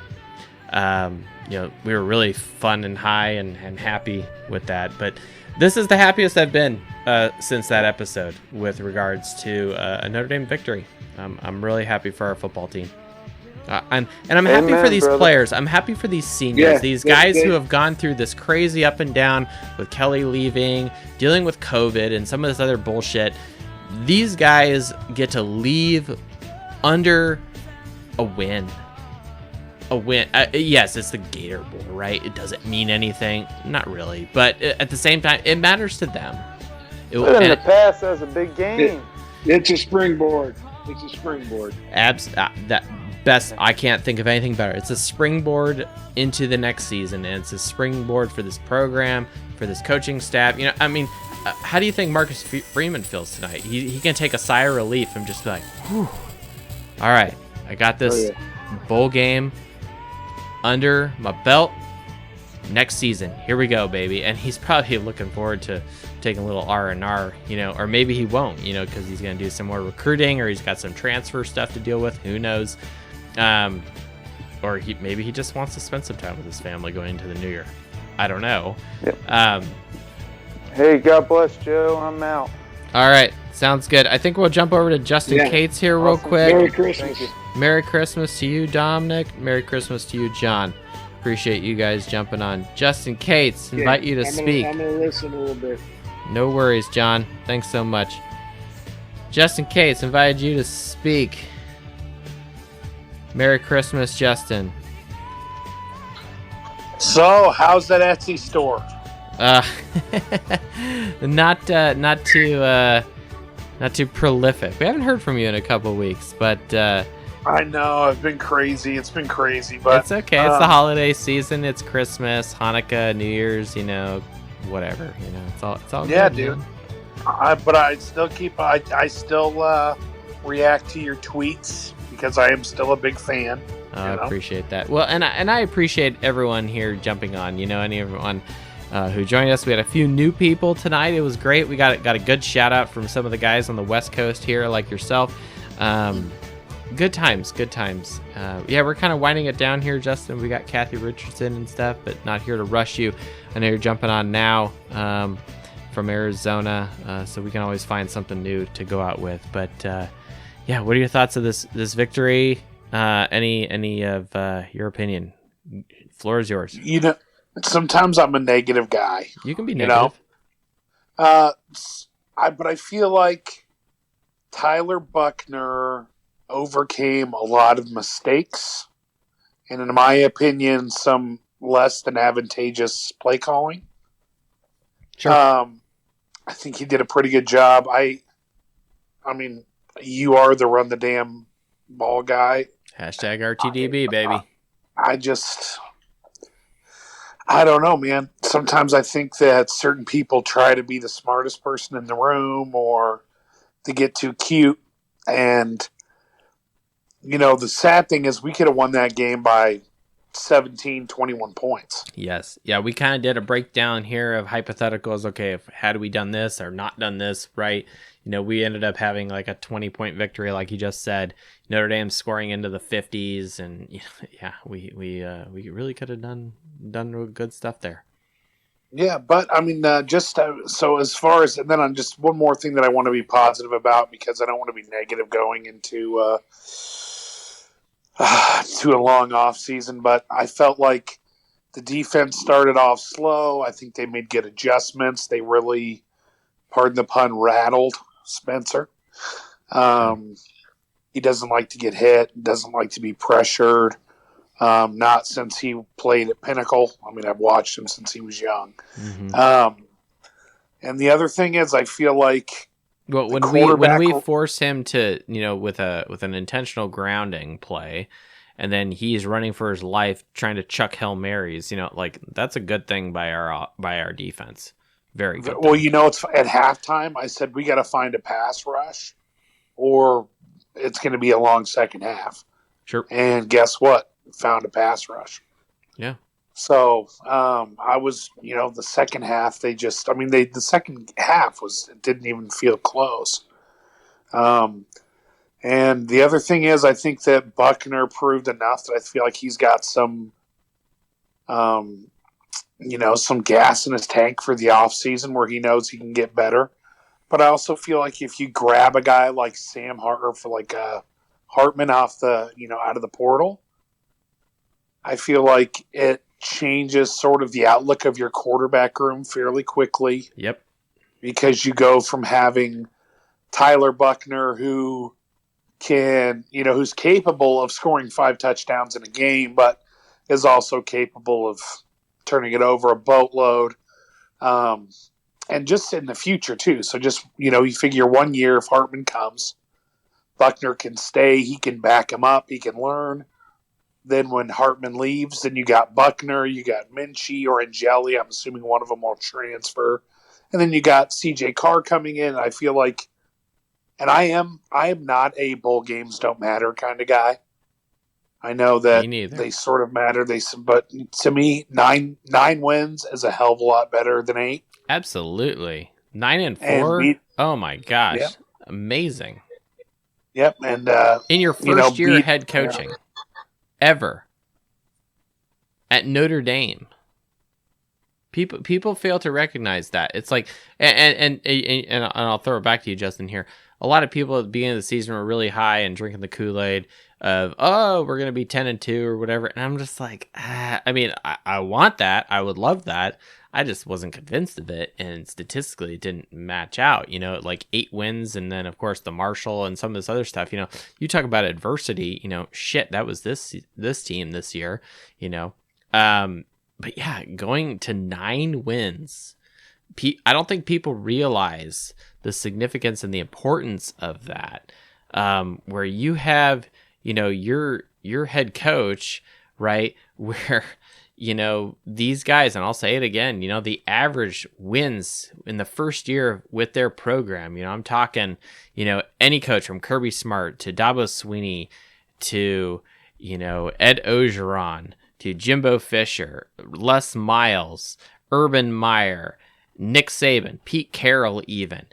The average wins these guys had their first season they were a head coach was 7.9. Basically 8 wins. And Coach Freeman had 9. That is huge. Okay. Well, and the schedule was tough. It was, we lost games we shouldn't have lost, but yeah, talk to me. Ohio State is... in the college football playoff, Clemson is a top playing 18. right now. Yeah, I don't know. I think you have that's a really good point. USC is going to be playing, on New Year's Day or whatever it is. And let's not kid ourselves here. Okay, this was not some easy schedule, right? 9 wins is huge. And as Notre Dame fans, would you rather go to a bowl game and win it, or go to a bowl game and lose it? You all know the answer to that. We don't have to get crazy about it. But, the 9 wins is huge. 9 wins is huge. And I'm with you, Justin. Yeah, so I thought, that's nice. And, I don't know.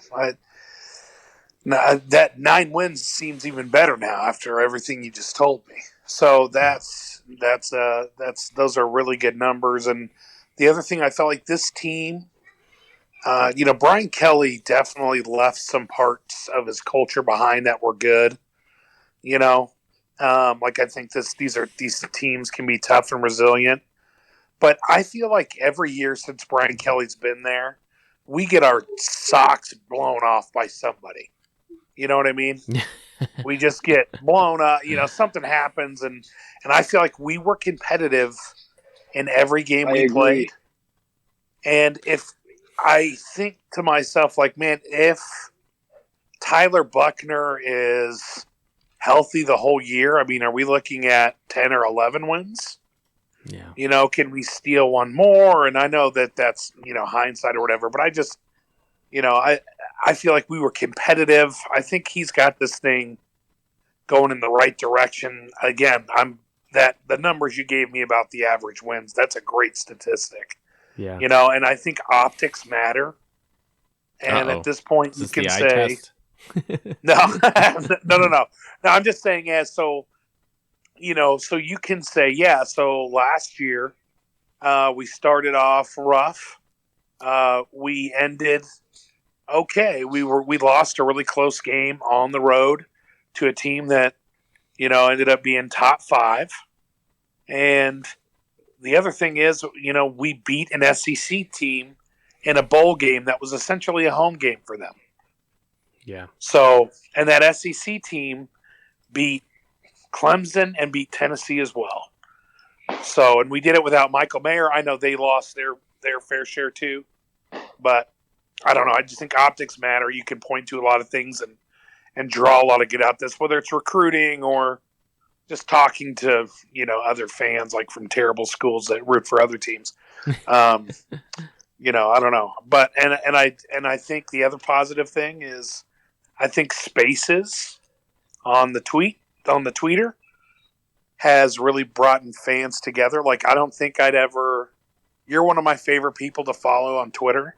Well, thank you. I'm not sure if you ever would have had a space if I ever would have even known you. So Well, and let's that's keep kind this of, thing going. I'll be very honest that like going into this year, I was on the crossroads and on the fence of taking this podcast to a different forum, and I'll just leave it there.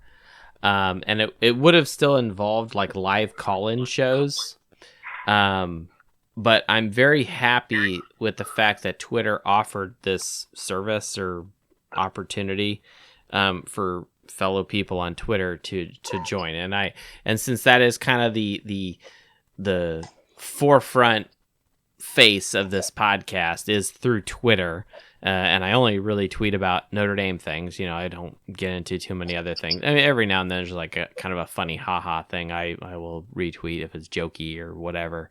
Yeah. But for the most part, it's all Notre Dame stuff, right? I don't get into politics or whatever. Okay, occasionally there's a little bit of Catholicism in there, but hey, that's who I am, and I'd have to say there's a Catholic podcast. Sure, why not? I'm Catholic. Fine. But the point I'm making is Twitter Spaces has been. I'm very grateful for that media to be able to have a live show with everyone on Twitter, to be able to record it simultaneously and put it available on the podcast version, out on Spotify, out on Apple, whatever they have, on the YouTube channel, whatever, right? And that's been a lot, getting this show out to other people. And it's not so much about, building my name and whatever, it's more so just like, this is a hobby I like doing, this is something outside of, the big three, which is, faith and family and career.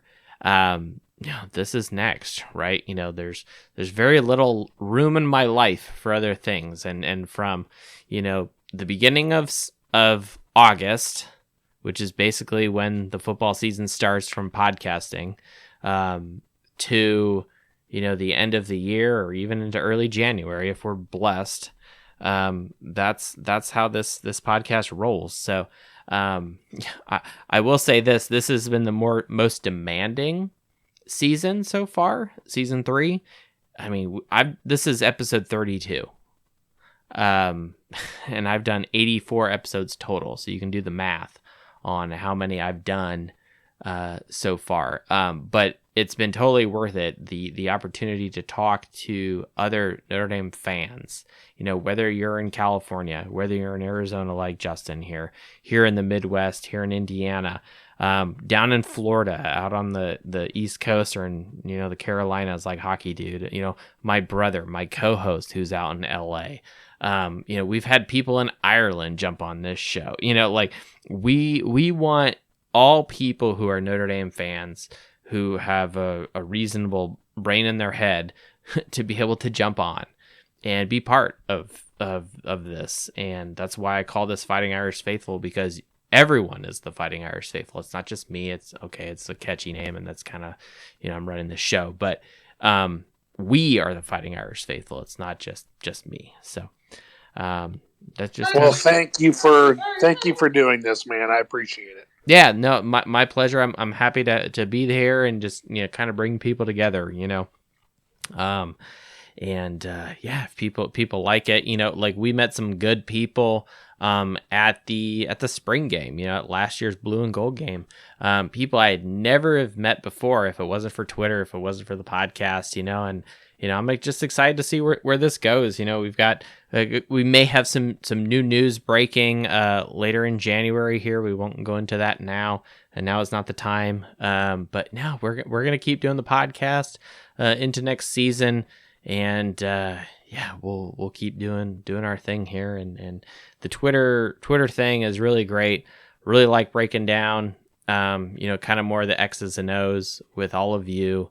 I really appreciate people like Kevin, or people who are former players, or people who are coaches, or people who know, an area of expertise, or if you just want to give your opinion, and just say, hey, I love my Irish, or, oh, I wish this guy did this or that, or, or just want to jump on and scream F Michigan, or I hate USC. It's all good, right? We have one rule, on this show. It's don't break commandments, right? other than that, this is what we do on this show. We're not going away. We will have probably one, maybe two shows. I would like to set something up with another podcast, and get kind of a dual thing, just to make it a little more entertaining at the end of the year. Just get kind of some post game and postseason reflections, and kind of we may have some transfer Hartman news that breaks, and we can let people jump on and share their opinion and feeling here. So. Well, before I go ahead and get over to Etsy, get your fighting Irish faithful gear. Let's support our guy. Let's get glasses, mugs, hoodies, t-shirts, whatever else. Get over there. Let's get it. Let's clear the store out, everybody. That's right. Yeah. Thank you, Justin. I appreciate you helping plug the Etsy store. Yes, Fighting Irish Faithful does have gear and merchandise. If you would like to wear a hoodie in the off season, or a t-shirt, or you got some painting to do, you got to repaint your bathroom or something, and you just need a shirt that you want to throw on and do, hey, that's fine. I actually lost a bet in last year's basketball season. Duke beat someone or whatever it was, and it was a friend of the show.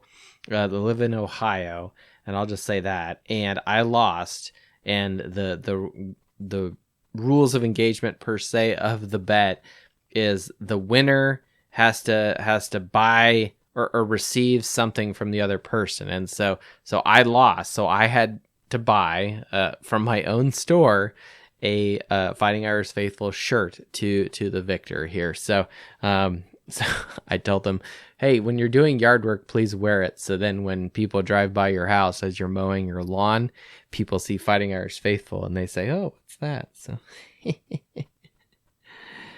well, Justin Cates on the Twitter, I appreciate you contributing to the Fighting Irish Faithful show. Thank you, sir.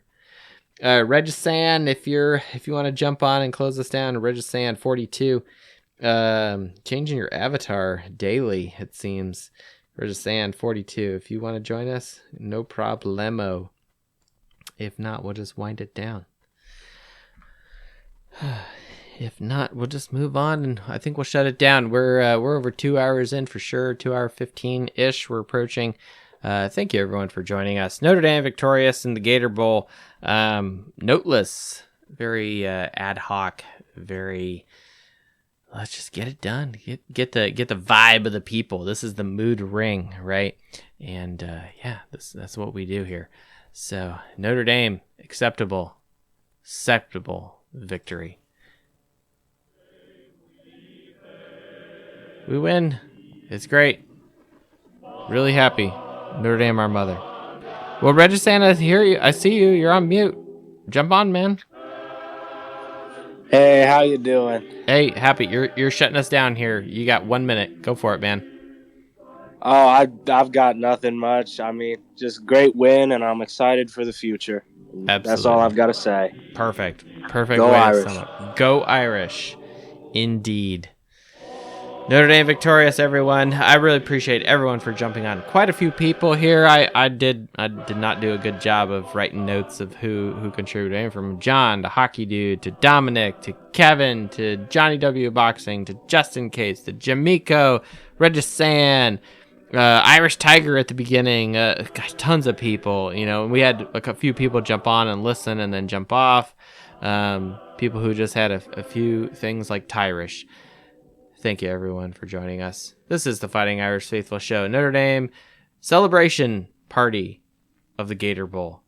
Have a good rest of 2022. Merry Christmas to everyone. And we'll see you very soon in early 2023. Go Irish.